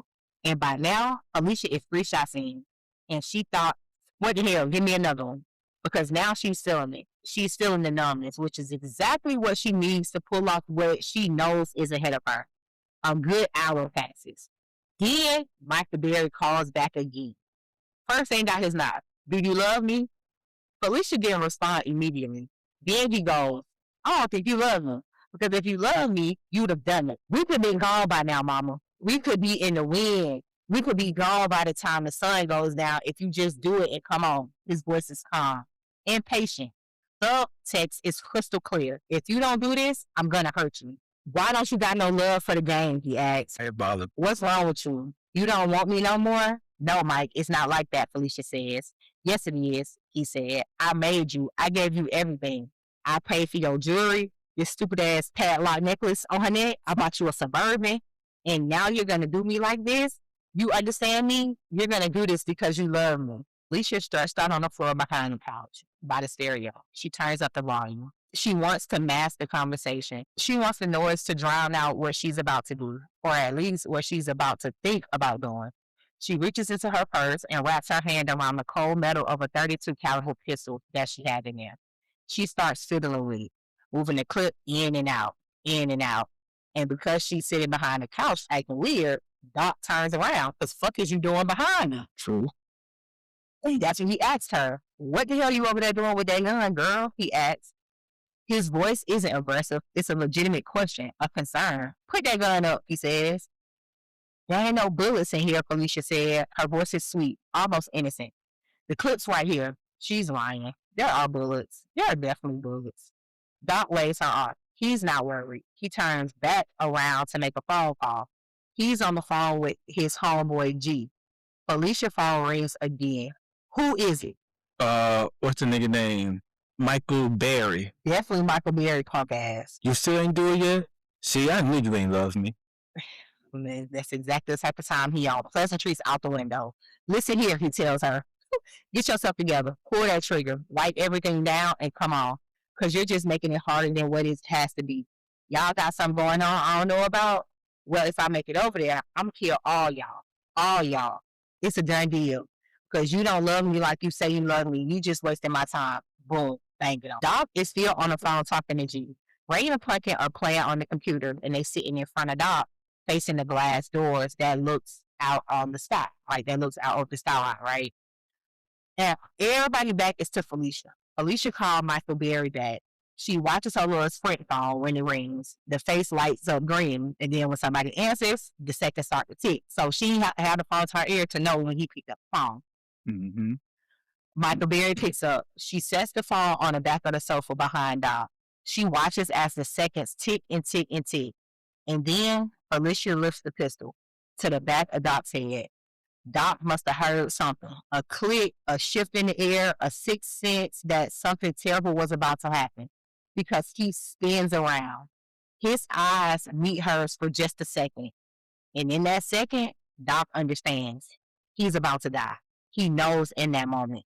Oh no, he says. He starts to stand. Before he has a chance, Falicia fires around into the right temple. The sound is deafening. Doc crumbles back into the sofa, blood going everywhere. His cell phone falls from his hand. G is still on the line. Falicia keeps shooting. 5, 6 rounds, maybe 6. Now she's shooting towards Ray. The sound is continuous, loud, explosive, over and over and over. Pumpkin hit the floor. Ray jumps up. He's screaming. He stumbles across the room. He makes it to the patio door. He lays his hand on the glass. The door is locked. Right, see, that's why I don't lock doors. That's why you can't lock doors. You never know what's going to happen. Because had his door been unlocked, he would have been able to hop the fence. I see where you're going. He would have been able to hop the I don't 100% agree, but I see where you're going. He reaches for the love seat and grabs the pillow. He pushes the pillow to his chest. He drops to his knees. Falicia walks towards him, slowly, deliberately. Ray's still alive, still on his knees. He's scared. Stop screaming, Ray, Falicia says. Shut up, she screams. Ray locks eyes with her. His pupils start darting back and forth, searching, looking for mercy, looking for a way out. Ray, Falicia asks, his eyes stop moving. I'm sorry. And then she shoots again. The pillow silences some of the sound, but not all of it. When Ray collapses, a trickle of foam spills from his mouth. Falicia turns to Pumpkin. Get your money, she said, motioning to Doc's body. Falicia pulls bills from Ray's pockets. She realizes her phone is still on the back of the couch. She picks it up. That's my baby, Michael Berry tells her. His voice is calm, almost proud. You all right? Yeah, she says. Do me a favor before you leave. Just wipe everything down and just get up out of there. Come on. The girls hastily fill a duffel bag with everything they can remember touching. A glass, a Coke can, a photo book they've been flipping through. Anything that might have their fingerprints. They climb back into the truck, Felicia drives. In the short ride up Buford Highway to Claremont Road and over I-85, the swelling sky begins to squeeze out rain. The time it rains, somebody dies, huh? Uncle said. It was the kind of thing somebody says when you're in shock, when you're just trying to process something that can't be processed. Girl, what in the world just happened? Falicia asked. I don't know, Pumpkin responded.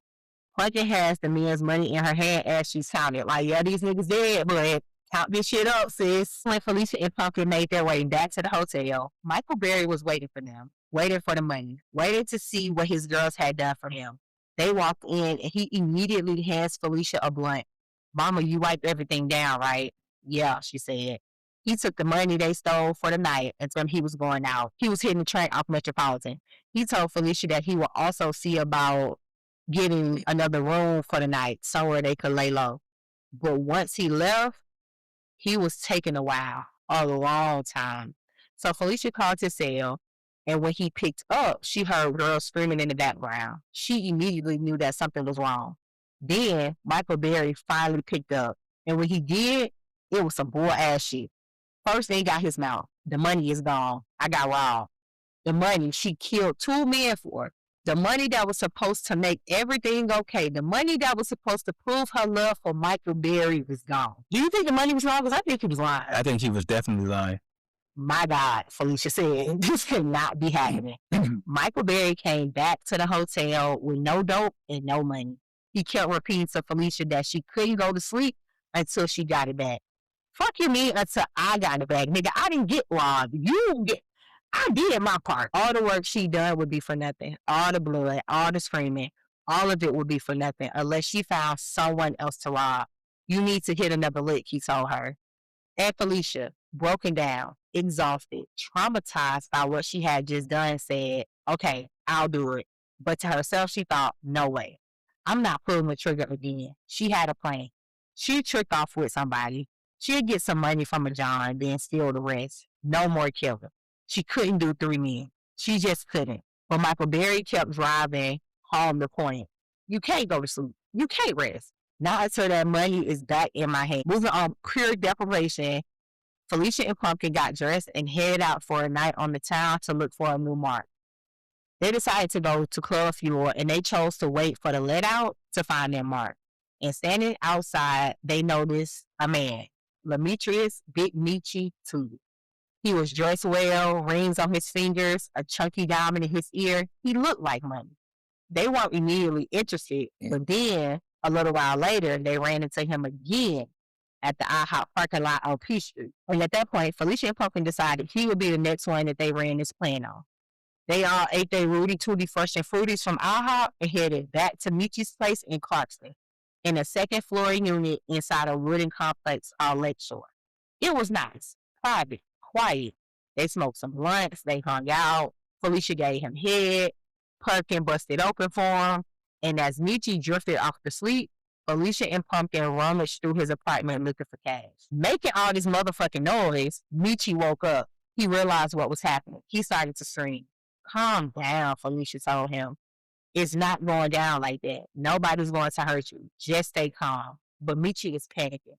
He started pleading. You want my jewelry, he asked. He began pulling off his rings, flinging them on the ground.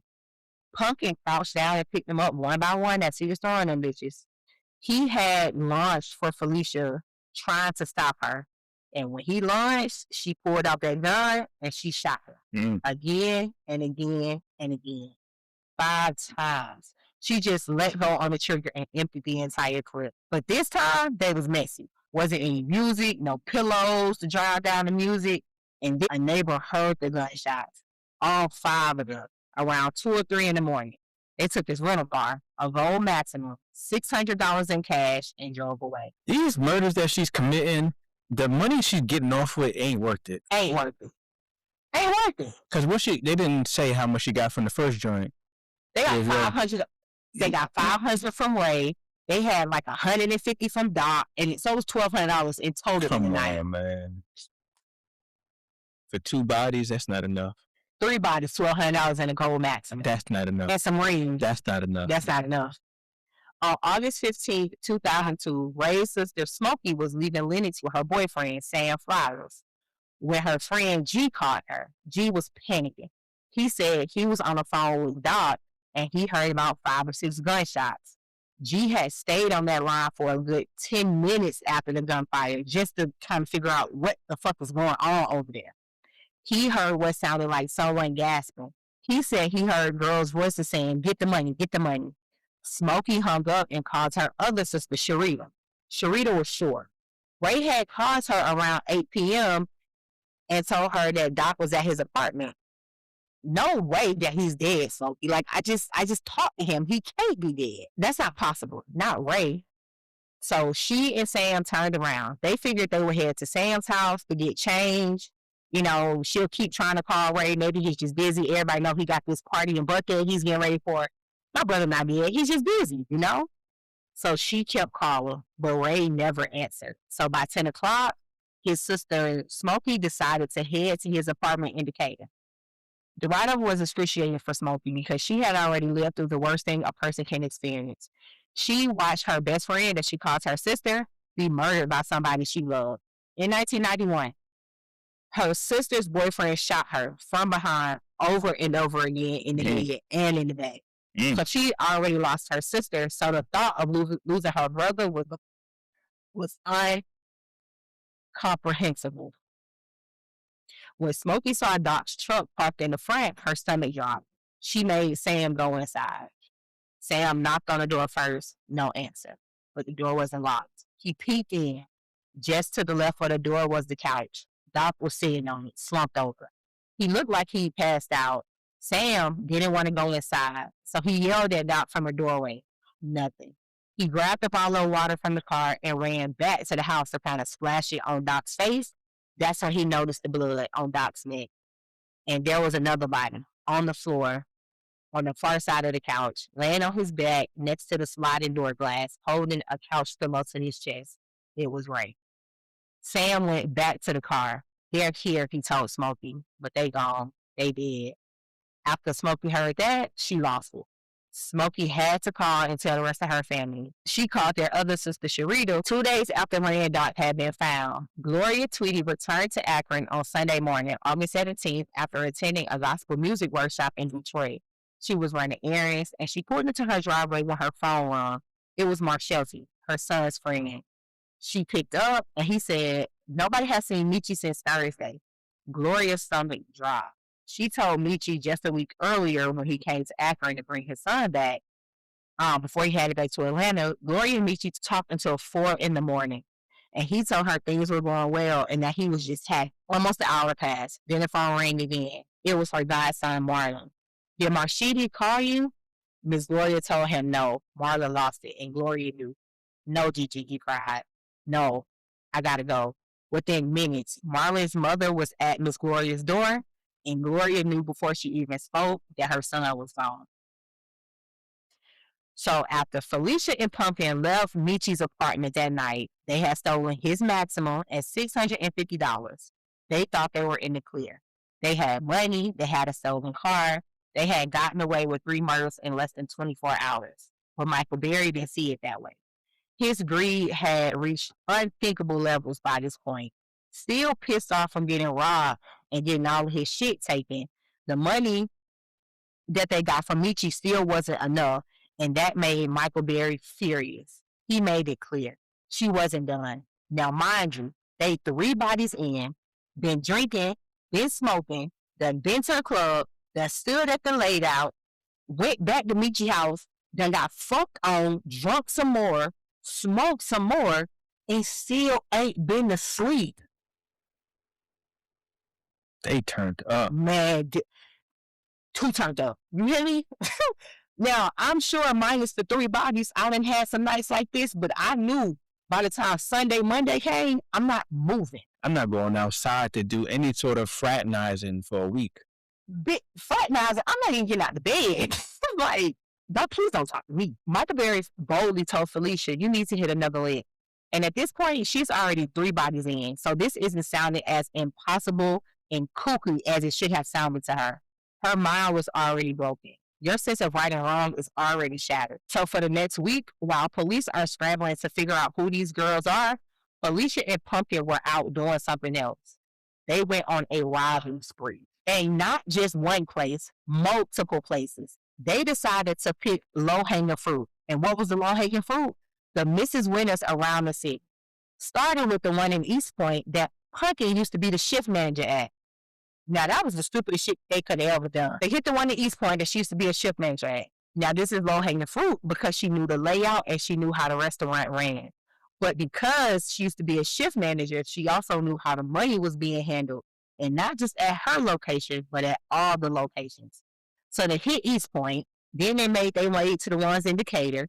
And they were not moving smart at all. They were doing all of this in that same stolen gold maximum. Yo, these are the worst criminals. Each time was the same thing. The same people in the same car.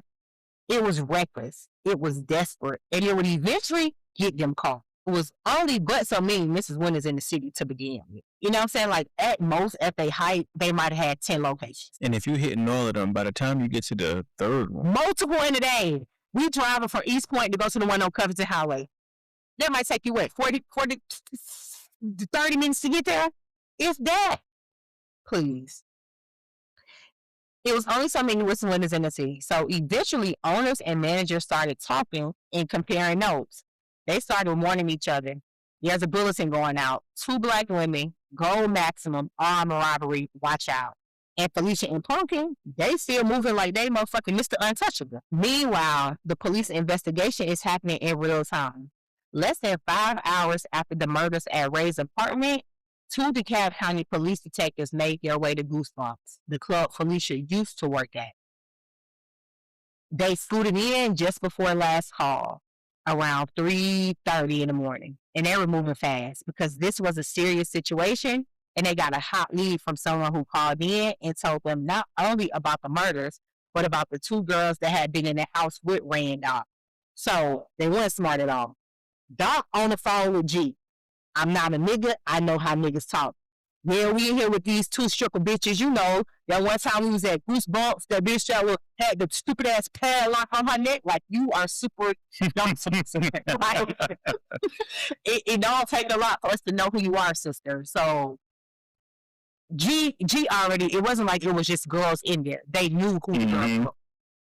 Thus is why G was able to tell the police, take y'all ass to Goosebumps, because I know her from Goosebumps. I don't know where she works now, but I know for sure I see her and that stupid ass padlock in Goosebumps. So that's where they went. And by the time they got to the club, it was too late. The girls never went to work that night, and little did the detectives know they was adding another murder to the caseload for them to solve as they was in the club. Because as they was in the club, Punkin and Falicia was at Michi's house. And by the time they got to the club, Michi was likely already dead. So later that morning, other detectives got more information about 2 prostitutes called Peaches and Snow who worked out of In-Town Suites, a seedy motel overlooking a bowling alley, and another Mrs. Winters off of Piedmont Road. At In-Town Suites, a security guard and a resident both confirmed it. Yeah, girls named Peaches and Snow hung around the hotel. They were under control of Mike the Pimp. Why is that your name? Mike the Pimp? Mike the Pimp. But they weren't there that night when police came looking. By Monday, a full day had passed. Police still hadn't caught them. But Smokey was not, and that's Ray's sister, was not about to sit around and wait for the police to do anything in regards to her brother. So she put her boots on the ground and headed out to the clubs for herself to find Snow and Peaches and see if she could get a little bit of straighter. Because don't they get straighter but straight. Yeah. She first went to Dancers Elite and got all the information she could from them, and then she also headed to Goosebumps. At both places, she asked to see the dancers' permits. Most of the employees knew her from the time that she used to be a dancer, so nobody gave her a hard time. And all the girls in the club knew her brother, and anything they could do to help, they was down to do it. Like, when Ray a good guy, right? And he probably was nice to Falicia because he knew you a stripper, my sister a stripper, you know what I'm saying? Like, I understand, I don't have to treat you like that. So when, like, shit happened to good niggas, I'm finna tell you everything I know about these dirty bitches. That's exactly what they are. Because it comes off like, we can't say what Ray will or will not do, but he ain't deserve that, dog. He ain't deserve that. At all. So at Goosebumps, the managers at Goosebumps gave her the motherfucking folder that they keep the pictures and the dancer permits in. They gave it to Smokey. So she's flipping through the pages, you know what I'm saying, to see the girls' faces. She was looking for Peaches, but she didn't expect to recognize her. And Peaches is Falicia. She's only met her a few times. Once at a fish fry at her house because Ray invited Falicia to the fish fry, and another time at the boat at Lake Lanier. But everybody drinking, everybody drunk. It's a billion faces on this boat. I'm not gonna remember you, Miss Girl. But then Smokey saw a permit that made her stop. The height, the weight, the facial features. She was almost positive. She checked the name, and what was the name? Falicia Blakely. Smokey didn't hesitate. She went straight to the DeKalb County Police Headquarters and handed Sergeant C.S. Hunt a copy of the permit. Police ran the check. They found a mugshot of Falicia taken 3 weeks earlier when she was arrested for speeding with dope in her purse. Wilder. Wildin'. When she showed Smokey the photo, so Smokey handed them the dancer's permit. They pulled up a mugshot, showed Smokey. They say, "Hey, this her?" Smokey nodded and said, "That's her." Now police had a name, Falicia Blakely, but they still didn't know where the fuck she was at. Days passed. 6 days, actually. And during those 6 days, Falicia and Pumpkin kept moving. They kept robbing. They kept running.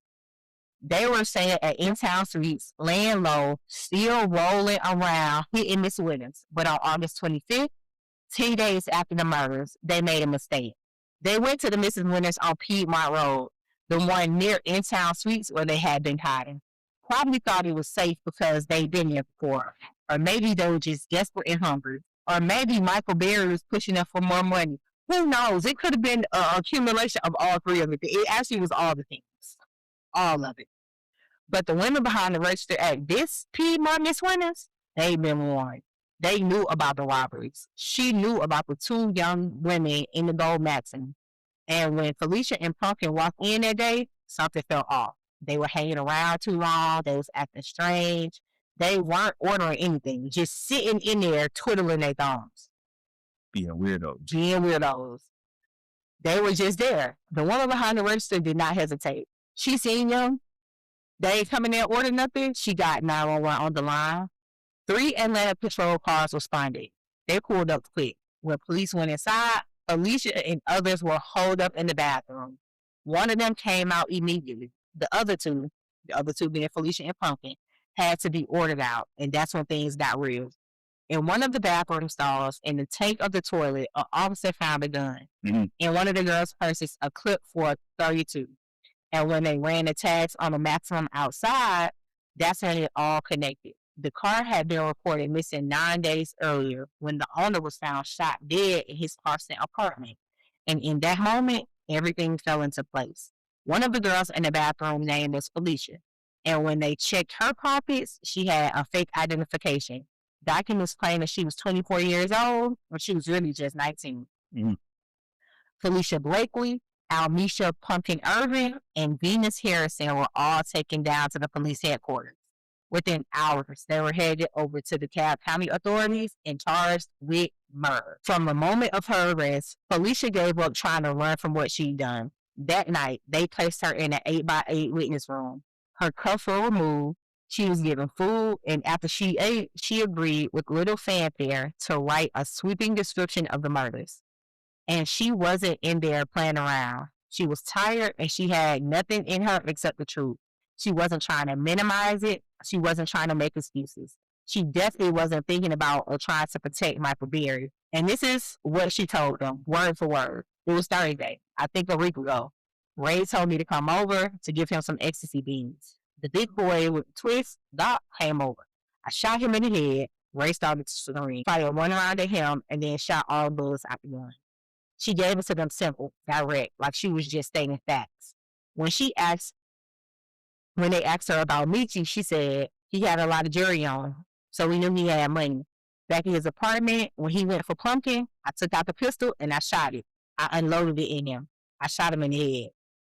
Mm-hmm. Shotty was just tired. Like, I'm just tired. Apart from some minor differences, Pumpkin's story went the same way. But as they were confessing and telling the story from start to finish, one crucial person was missing, the mastermind of it all. Neither version of their story mentioned Michael Berry, not by name nor indirectly. They both just confessed to 3 murders, but neither were willing to fully implicate the man who orchestrated it all. They weren't ready to explain the control, the manipulation, the fear. That part, that was going to take months. This was a deep mind control situation. It was going to take some time for her to distance herself from the man and from that life. Months, and not just regular months. Months of her sitting in a jail cell, processing what Michael Berry had done to her, what he made her do, before she could even begin to articulate it to herself, let alone her lawyers. That's how deep the control went. That's how much she internalized the idea that she was the one responsible, not him. Fuck Michael Berry. You wouldn't even knew these men if it weren't for him. 5 months after her arrest, something happened that changed everything in its entirety. The DeKalb County Assistant District Attorney Tom Chegg stood up during a pretrial hearing and announced and made it very clear that the state would seek the death penalty. They wanted to sit them in there and make them fried chicken. She was 18 years old at this time. And once those words left that man's mouth, that's when it finally hit her. It showed all on her face. She started crying and said, I'm only 18. I haven't even finished high school. This is not how I plan my life. And once she knew her fate, she wanted nothing more than to tell her story. It was very important for her that people understood that she was not the mastermind. I'm sure hearing death penalty will make you get some at right. Oh, yeah, real quick. Especially, and you only 19? That's going to make you get some at right real quick. She wasn't concerning herself about trying to get out. She wasn't trying to escape responsibility. She was trying to make people understand how she got there. She wanted people to know that this was a system. There was a man. There was manipulation and control and desperation. She wanted them to know she was a girl who had been broken down, not a cold-blooded killer who woke up one day and decided to murder 3 people. And all through this process, everyone kept saying how her statements were remarkably candid. Like the only thing that mattered to her at that point was getting her story out. In the weeks before her case was set to go to trial in February 2004, Falicia made a deal. The state would drop the death penalty. In exchange, she would plead guilty to 3 counts of murder and accept 3 life sentences without the possibility of parole. She would never see the outside of them gates in this lifetime. She will never breathe fresh air again. At 18 years old, with this guilty plea, she gave up a chance of freedom and accepted life in a cage. But before the plea hearing was finalized, something happened. Something that would reshape not just her case, but her entire understanding of her own future. Routine blood tests had to be done before she went behind bars. That's all it's supposed to be. Standard procedure. Cal County Jail did it with all inmates, just to check the health status, nothing serious.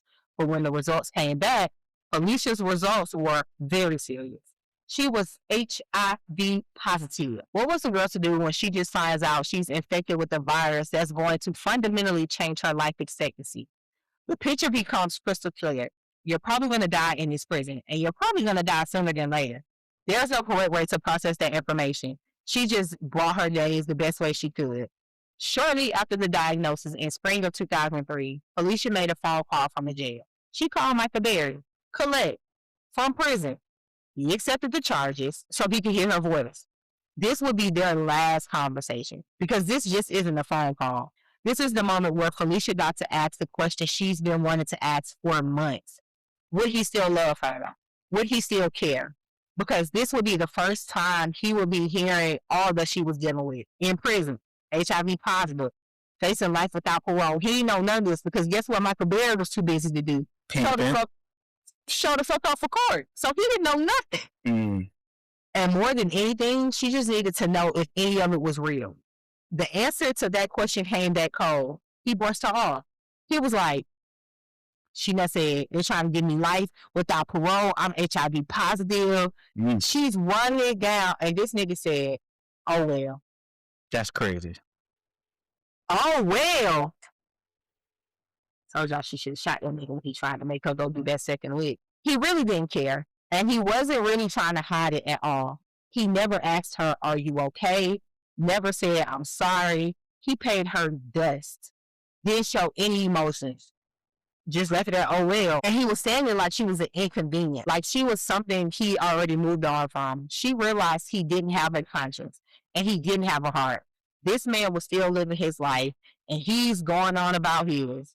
On this call, separated by prison walls, no longer under his control, Falicia was finally hearing his voice without the manipulation and the performance. She understood something that broke her all over again. The man that she loved never loved her back. He never had. He was living his life, free, untouched, unbothered, out there doing his thing. Running game on other girls, making money, living life like nothing happened. And she was in a cell, HIV positive, sentenced to life without parole, all because she thought he loved her, all because she believed that killing for him was proof of her devotion. He'd gotten everything from her youth, her body, her soul, her freedom.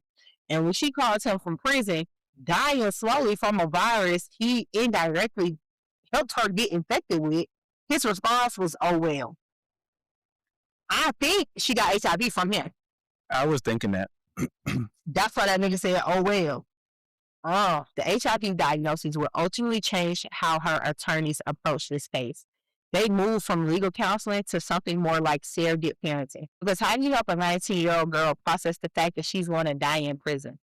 How do you help her understand that she's probably going to die much sooner than she could because of the illness contracted through the life that she was trafficked into? And one thing I know about the jail, they not handing out motherfucking Magic Johnson magic pills. She's not getting that. The Magic Johnson magic pill. Listen. You be saying the craziest things. Her lawyers felt that a part of their job was to help her get answers to the questions of her new reality. And with that, we are now on the Black Docket. January 16th, 2004, DeKalb County Courthouse. Falicia sits in the courtroom. She's small, 18 years old, though she looks older and younger at the same time. Older because of everything she's experienced, but younger because of her actual age. Her attorneys are with her. They spent months preparing her for this moment. The prosecutor laid out all the details of the 3 murders. 3 men, 3 families were about to listen to how their loved ones died. There is no jury, just a judge, Judge Clarence Siegler, and the family were there. Gloria Twitty was there, Michi's mom. She flown to Atlanta from Akron for nearly every hearing during the 17-month case. Her face is set. She's heard a lot of promises about justice, but she didn't give a damn about that. She just wanted to see the results. Sharita is there, Ray's sister. She's prepared herself emotionally for this. She has to hear in detail how her brother was murdered by a girl he considered a friend. But Smokey wasn't there, Ray's other sister. She couldn't handle it. She said she knew it was going to be Falicia getting up there apologizing, and she didn't want to hear her apology. The prosecution laid out the facts of the case. August 15th, 2002. 2 murders. Ray Goodman and Claudel Christmas. Shot in Ray's apartment. August 16th, 2002. 1 murder. Demetrius Twitty. Shot in his apartment in Clarkston. 3 victims. 3 families destroyed. One of Felicia's lawyers stands up, and she's not there to defend what Falicia did. She can't. The murders happened. 3 people are dead. But she's there to explain how an 18-year-old girl ended up in a position where killing seemed to be the only option. She described Felicia's childhood, the absent father, the overwhelmed mother, the grandmother who tried. She described how Falicia came to Atlanta at 16, vulnerable and alone. She described Michael Berry, how he groomed her, how he positioned himself as the solution to all her problems, and how he slowly and methodically took away her agency. She described the night in quotas, $700 a night. She described the beatings when she didn't meet the quotas. She described the time Michael Berry sprayed her with gasoline and lit a match, threatening to burn her alive, telling her, "You owe me your life." She described the final order, hit a lick or die. And what I'm saying here today isn't just justification of her actions. Her lawyer said carefully, there is none. But this is context. This is an explanation for how someone so young ends up here. But the victims' families have something to say. Gloria Twitty stands up. She's dignified. She's clear. She said, Falicia Blakely is a cold-blooded killer. She's a serial killer, actually. She wants to blame everything on Michael Berry. But Michael Berry was not there when my son was killed. I heard a lot about what Michael Berry did to her. I didn't hear anything about what Claudel Christmas did to her. I didn't hear anything about what Ray Goodman did to her. I didn't hear anything about what my son did to her, because they didn't do anything to her. And she is right about that. She is. You right. That's true. That's true. Sharita speaks too.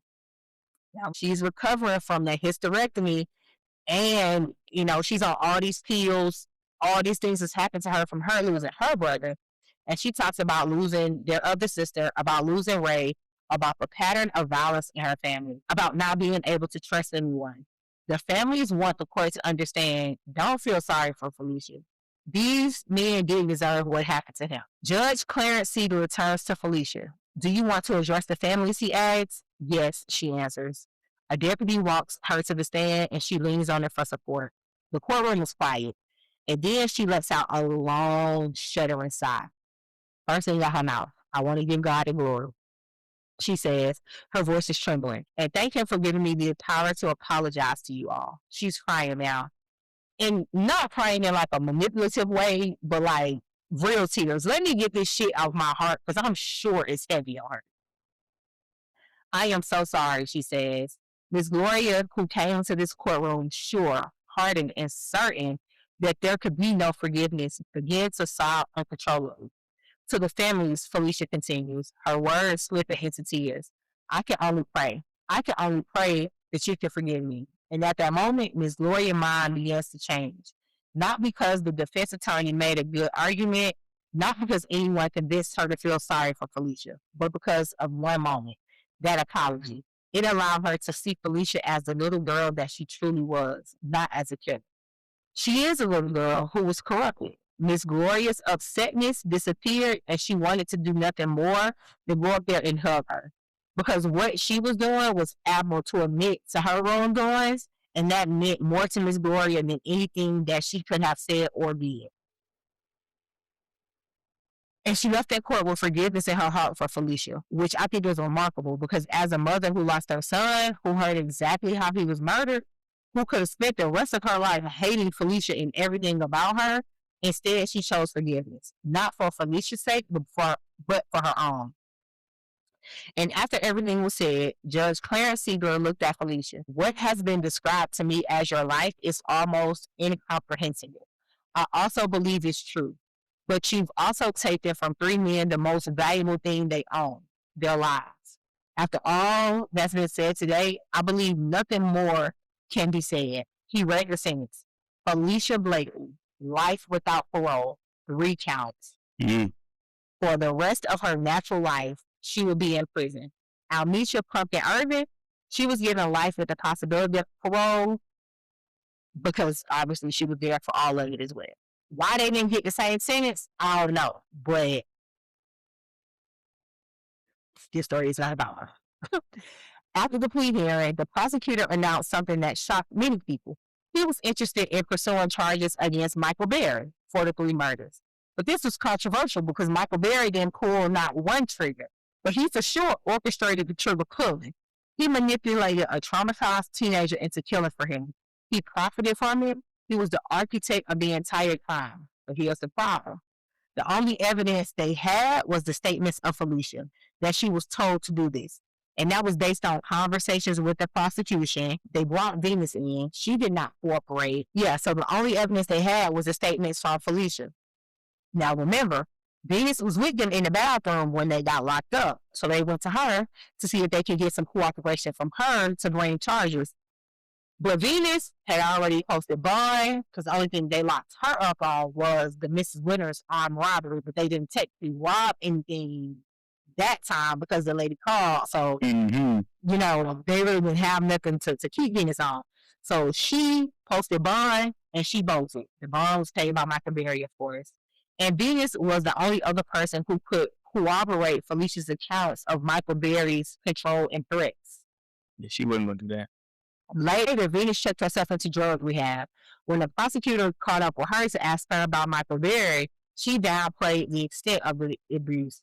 From Venus's point of view, she said Falicia didn't seem to be traumatized as she claimed she was. The prosecutor knew Michael Berry obviously had some sort of control and ability to manipulate people, but the extent to which these people were afraid to talk to him was unclear. And Pumpkin was also another potential witness, but at this time, she hadn't pleaded guilty or gone to trial on her own murder charges yet, so she wasn't talking.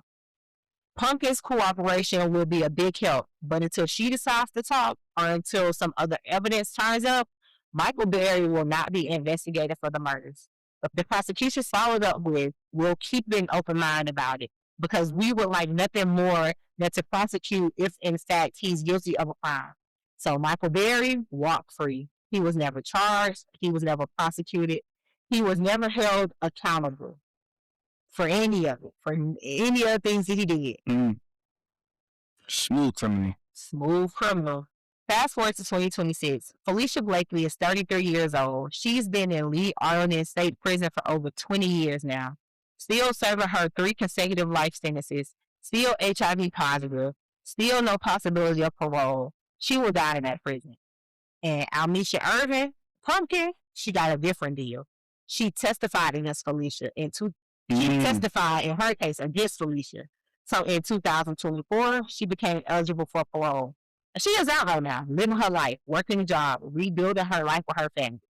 Now, Michael Berry, the man who orchestrated all of this, 3 years after Falicia was convicted, he was arrested, but not for the murders.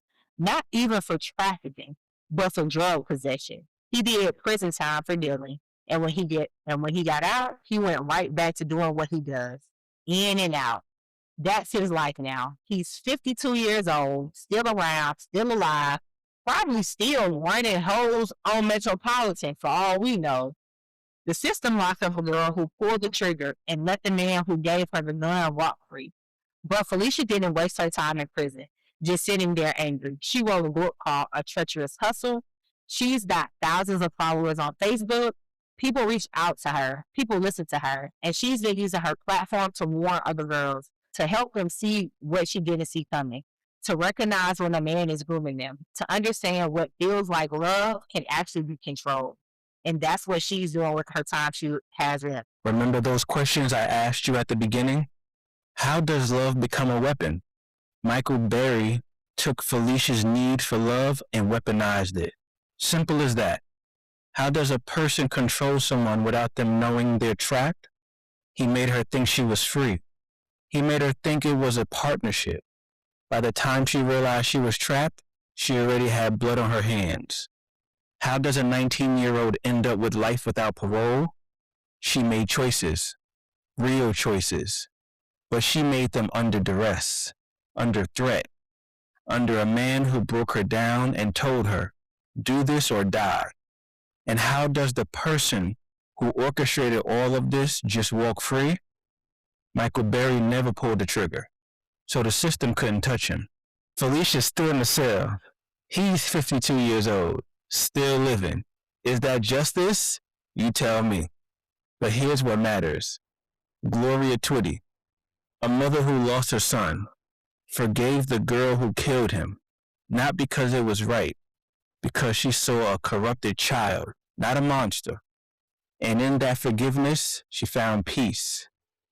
So what do? We recognize the signs. The girls whose boyfriends are controlling their money. The ones getting orders from someone on the phone. The ones showing up with bruises. We speak up. We protect. We understand that trafficking looks like love when you're broken. The tragedy of Felicia's story isn't that she killed 3 men.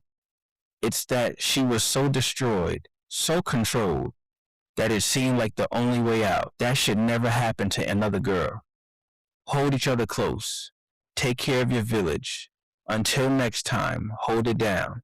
And remember, anything that's happening in our community, we're going to talk about it. Because when it's on the docket, we gon' honk it. And another thing, I feel like ever since I've been born, there have been so many unprecedented times.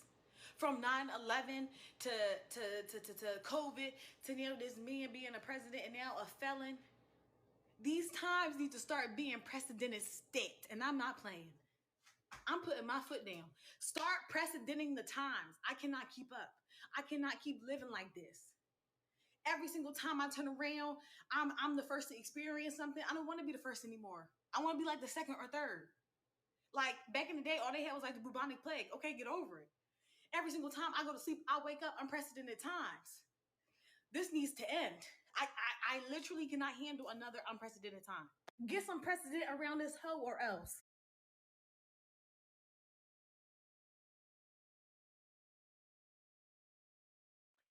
Welcome to Unprecedented Times, y'all. Yes. We're here. You got stories? You want to go? You want me to go? I can start. You know what I got to talk about? The Boston Celtics and that game 7. As a Boston Celtics fan, how are you feeling? My feelings are hurt. I was disgusted. I was disappointed. I was embarrassed. All of the things that you can just think about. Like, and it's not even that they lost, because you know it's sports. Shit happens, right? It was how they lost. Like, one, I was very upset, and this is just from a personnel issue. When Jason Tatum left Game 6 because of his calf, he shouldn't have never been in the lineup for Game 7. So for the team to find out he wasn't playing 30 minutes before the game, I don't like that. I don't like that Jason Tatum do that. Nigga, you hurt, be hurt. Mm-hmm. So now we have to come up with a new game plan to work around you being here when we done practice, you being in the lineup. Like, I don't like that. But other than that, you win some, you lose some. We lost. The ball just went rolling our way. Like, fourth quarter, right under the glass. Shit wasn't going in. Turnovers. They ain't have no turnovers. It was all missed shots. I saw Jalen Brown turning over in the third, but like that last 5 minutes when they was down by 1, shit just stopped going in. I was talking about first quarter. Nah, they came back. It was starting the fourth. They had the lead, and then the last 4 minutes we was down by 1 point. JB get to his spots, Peyton Pritchard get to his spots, Hauser get to his spots. Nothing's going in. JB trying to float that bitch from the free throw line, nothing. So at that point, it was just like, what can you do? What can you do? Damn rim, right? But it's all good. It's the off season. I want JT to get his ankle together. I want them to actually go get us some players. We don't need the random white men and black men on the Celtics. Go get some players for real. But overall, I'm happy with the season. We weren't supposed to make it there. We'll be back next year. Go Celtics. Faces up. Yes. Go Celtics straight to the couch. It's all good. It's all good. So for my first story, it's kind of a twofer. Tom Cook is stepping down at Apple. Amen. Praise God. Praise Jesus. You've been saying that. You've been wanting that to happen. Yes, so. I'm sick of him. He ain't gave us no innovation. Like, as somebody who actually likes buying tech, what iPhone they on? 18, 19? Nah, I don't think they're that high yet. I'm still on 13. Maybe they 17? He ain't gave us nothing. The last best invention he gave, in my personal opinion, was the AirPods. Okay. That was before the Apple Watch?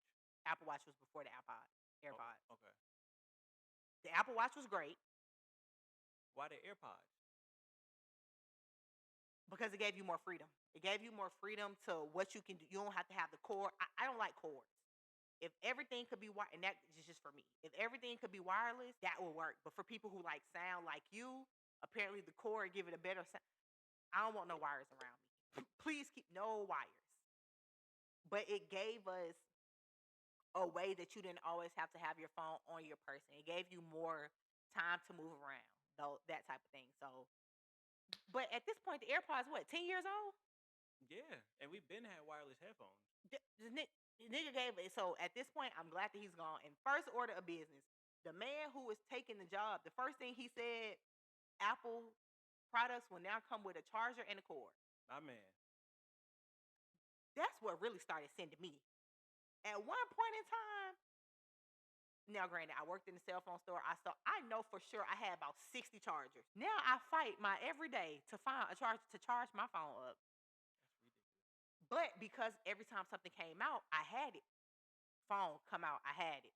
iPad come out, I had it. AirPods come out, I had it. Pencil come out, I had it. And everything had the same charger. So, but now you don't get a charger with bitch nigga, I gotta pay you $2,000 for a phone and buy a cord.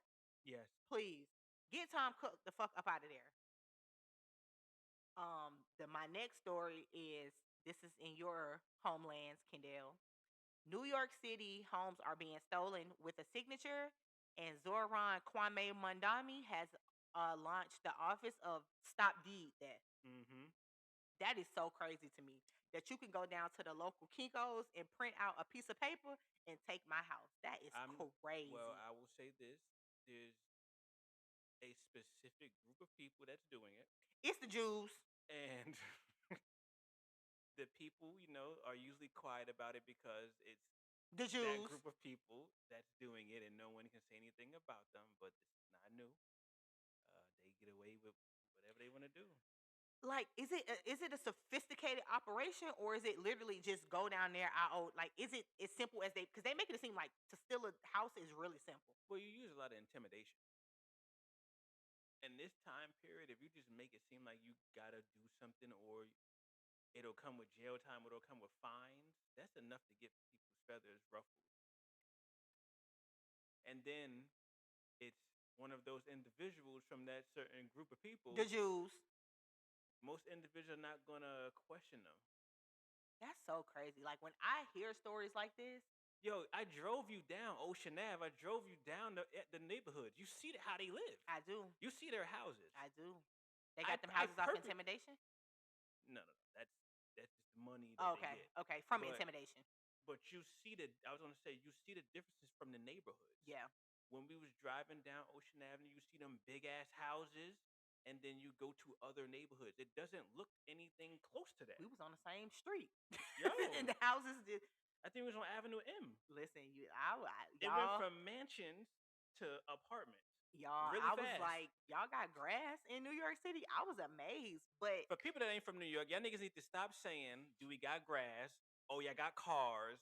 It's a regular city just like everywhere else. It's just more expensive and it's more dense in population. well, that's not what they show us. They show us New York cities with no trees and concrete and coffee. Cause y'all keep letting them crackers condition y'all. That's not what it is. There's trees, not a lot of them, but there are trees. There's grass. When we went to your auntie house, it was a lot of trees. In Queens, it's a lot of trees. Yeah, Queens, Brooklyn got trees. Yeah, Manhattan. I ain't seen no trees when we went to the Bronx, but Queens for the sure. Bronx got trees. Too. Okay, for sure. But Manhattan. By your auntie house, they had trees. But I just whenever, and I guess it's just what people think. You saying you're gonna come to me and think that you're gonna intimidate me to take my house? My southern mind cannot compute that. I'm thinking about an old southern man and they willing to shoot it out with the bank. So a random Jew come knock on my door. You also have the privilege to shoot it out. That damn, y'all can't even have guns. Aha. Ooh. Child, that's crazy. Shout out to Kwame for doing what he's supposed to do. Now, in all of the times that we talk about like record sales and streaming sales, I never really understood the difference, right? Until I read this story. On 4/30, because on Thursdays, that's when new albums come out. That's when they do the certifications, whatever. 4/30/2026. What We Do has just now been certified gold. Freeway? Yes. That's horrible. I know for a fact I made that song go gold. And nigga, if you went gold, what's after gold? Platinum? They platinum off me and you alone. I know I went gold on that. Come on, man. Even though what we do is wrong, I still hustle from the sun. I know for a fact I went gold off the album. The 76ers should have made them quadruple platinum. That's definitely true. You can't tell me. But that goes to show you how the industry be stealing people money and playing. Because that's ridiculous. Come on, man. Like, I was like, what? But it was because the song came out at the fork in the road of actual streams and downloads.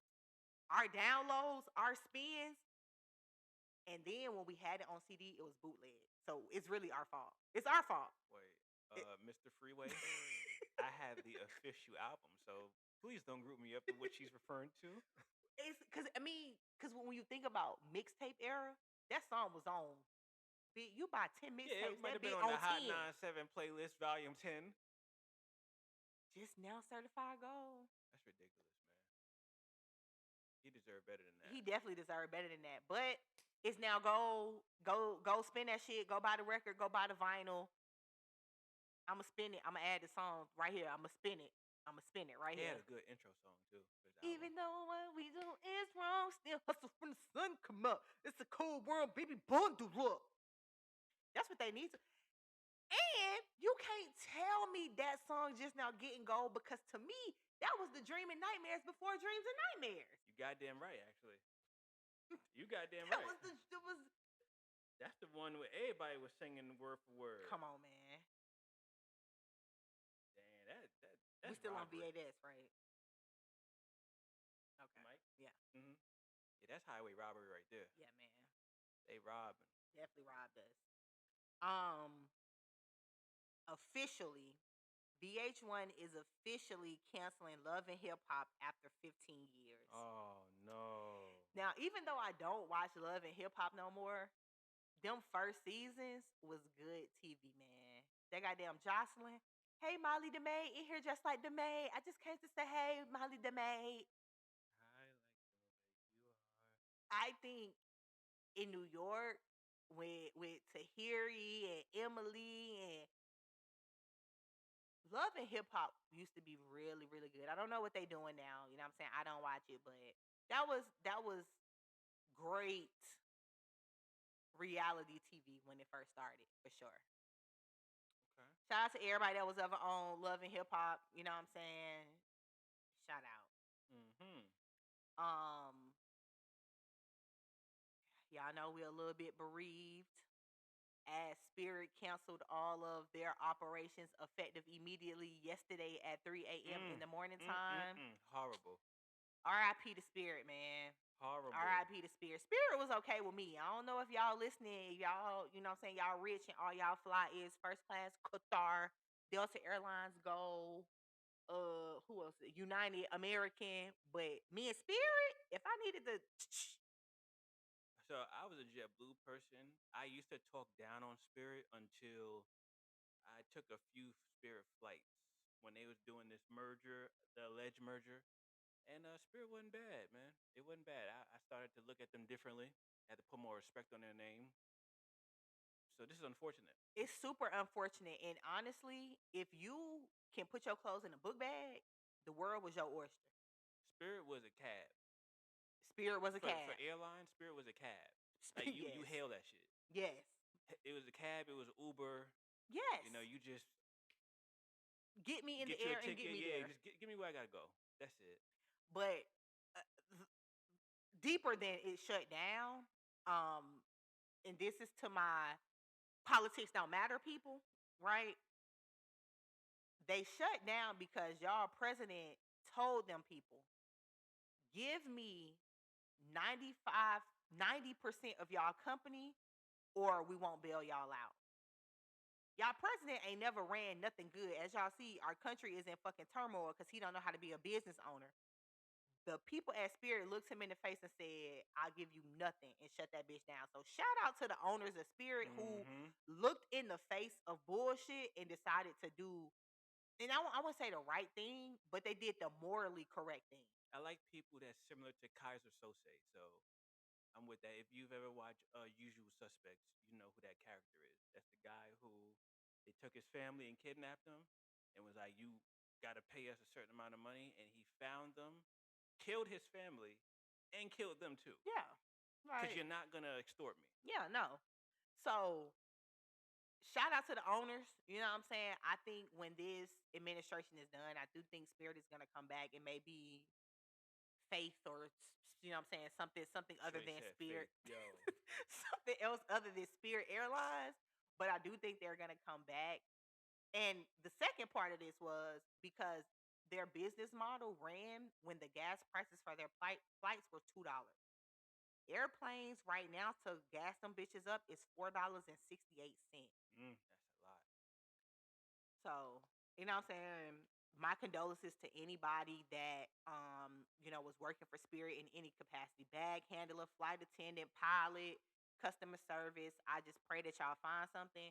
And for us that's, happen to be on the hunt looking for jobs, whatever your job title is, starting today, you did it at Spirit Airlines. And to get on my phone number and I'll be your reference. Cause we gonna get these jobs, you feel me? And let us know if you worked at Spirit. How did they let you guys know that you were no longer employed? Right. Because that's a very interesting question. And did they take care of y'all on the back end? Yeah. So Was there sort of a severance package or something? correct.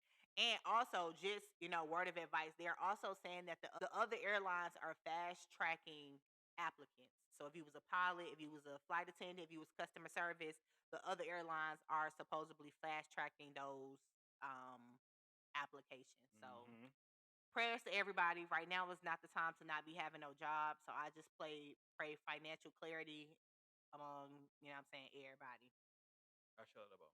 And we're gonna end it with the JP Morgan executive sex scandal. Yo, you a freaky nigga. What I do? Go ahead, man. Tell us about All right, this. y'all. So let me tell you, on Thursday, I'm just minding my business on my TikTok like I'm usually am every day. And I hear somebody say, yeah, JP Morgan exec sending all these freaky deaky text messages. Yeah. So now, me being the nosy, rosy, messy bat that I am, let me go find the lawsuit. Let me go read through what they talking about right now, right? So, boy that worked there say the exec was doping him up on Viagra, Mm.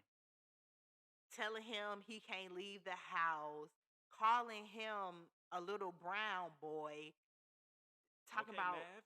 huh? Mav.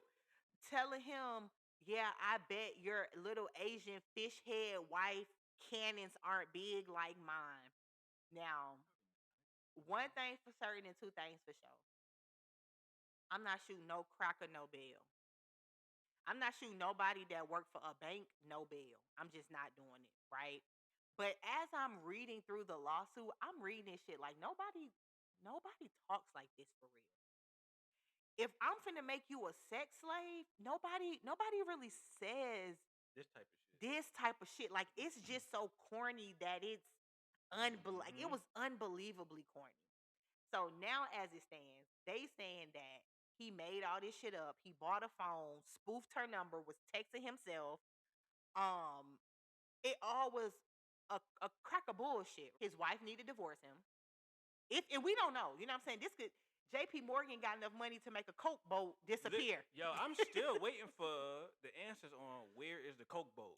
JP Morgan got enough money to make the Coke boat Where disappear. the Coke boat at, man? So they also have enough money to swindle stories, but the lady that he said did it was also Punjabi.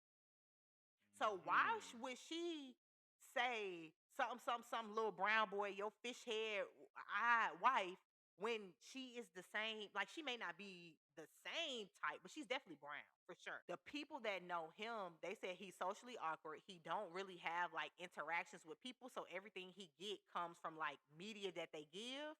So him, the text message saying, "Yeah, your fish-eyed Asian wife don't have these cannons." Sound like him. Ain't no bitch calling her titties no cannons, and I don't care who she is. Boom. Brr. Cannons? Nah, maybe melons. Maybe titties. Cannons? If she thinks she's What else he said? breasts. You need to come be my hot little brown boy. Yo, He's people, speaking from his fantasy. and that's what the people are saying. They're saying he's writing like a fanfic. It started as a fanfic. Like he wanted to put the books on where the people just put the books to write and he took it too far. He deserves jail time. He deserves jail time. And I say that his wife, as this is a true crime podcast, if he's willing to, but the kicker of it was he did this because he wanted JP Morgan to just settle out of court. That's what the roots behind all of this was. If I say all this, they'll just settle with me so it won't go to trial. Oh, he must ain't know about the Coke boat. But if I know that you're telling a fucking lie, I'm gonna take it there. Even if I know you're not telling a lie, I just made a Coke boat disappear that we saw on the news. That's true. You weren't gonna win, buddy. Yeah, but if it has some legitimacy to it, that Coke boat had a lot of legitimacy to it. True, but it's Coke. People do Coke. So even if the Coke boat washed ashore, we'll forget about a Coke boat rather than somebody being a sex slave. Niggas be sex slaves every day. And that's what I'm saying. So can you like he thought I just created this. Oh my God, she's an executive at a bank. I'm saying she's making me a sex slave. She's drugging me. She's being racist. Like it had all that of the just like an exec. It has all the things to be correct, and it's not. So this is if I'm the bank, I'm thinking, yeah, we gonna take this shit to court because this is the one time we can say, that shit to trial. We did not do those things. You guys didn't do those things, but I know about the Coke boat, and I'm not letting it slide. That's cool.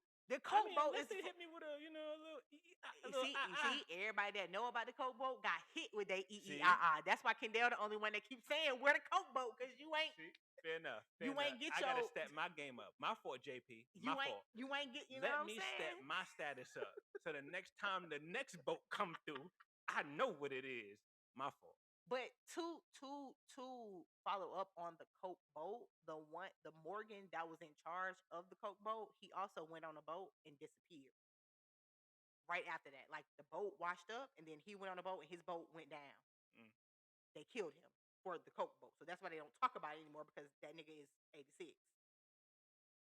But back to the exec, man. I think I was saying, as this is a true crime podcast, that type of lying and deception is dangerous. It is. That type of description for your wife in the sense of like getting money is dangerous. Saying you was somebody's sex slave, she drugged you on Viagra. I ain't never knew nobody. Especially in a time period where human trafficking and sex abuse is like at the front of everybody's mind. Yeah.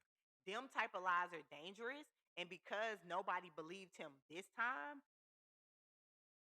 in his mind, if he don't go to jail, he's gonna crank that shit up again to make it more believable. He's dangerous. He needs to go to jail. Actually. Actually. Little brown boy. Little brown boy with your fish-eyed Asian wife. That was disrespectful. Why you gotta disrespect that lady like that? Ooh, I think that's all I got for this week, Kendelio. Yeah, that's all I got. It wasn't much that was happening. Oh, the Knicks beat the Hawks and put belt the ass on game. What was that, game 6? Yeah. Belt the ass. Beat them by like 53. Definitely beat them belt to ass. So shout out to the Knicks. Shout Orange out to and the blue Knicks. skies. Orange and blue skies. I think that's all we have. Until next week, y'all. Hold it down.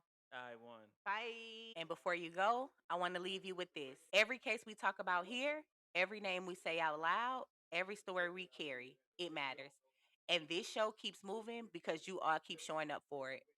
If anything in this episode hit home, don't just close the app. Send it to somebody who needs to hear it. That's how these stories travel, and that's how we keep this docket growing. So whether you're listening on Apple, Spotify, or YouTube, tap follow, leave a rating and a review, and make sure you're tapped in with us on TikTok, Instagram, and Facebook too. Talk to us over there. The docket lives for the community. And speaking of community, this season, we've opened up the community docket. If you got thoughts on a case, a reaction to an episode, a tip, a case recommendation, or something the people should know, send it in. You can email us, leave us a voicemail, or text us at 404-947-4674.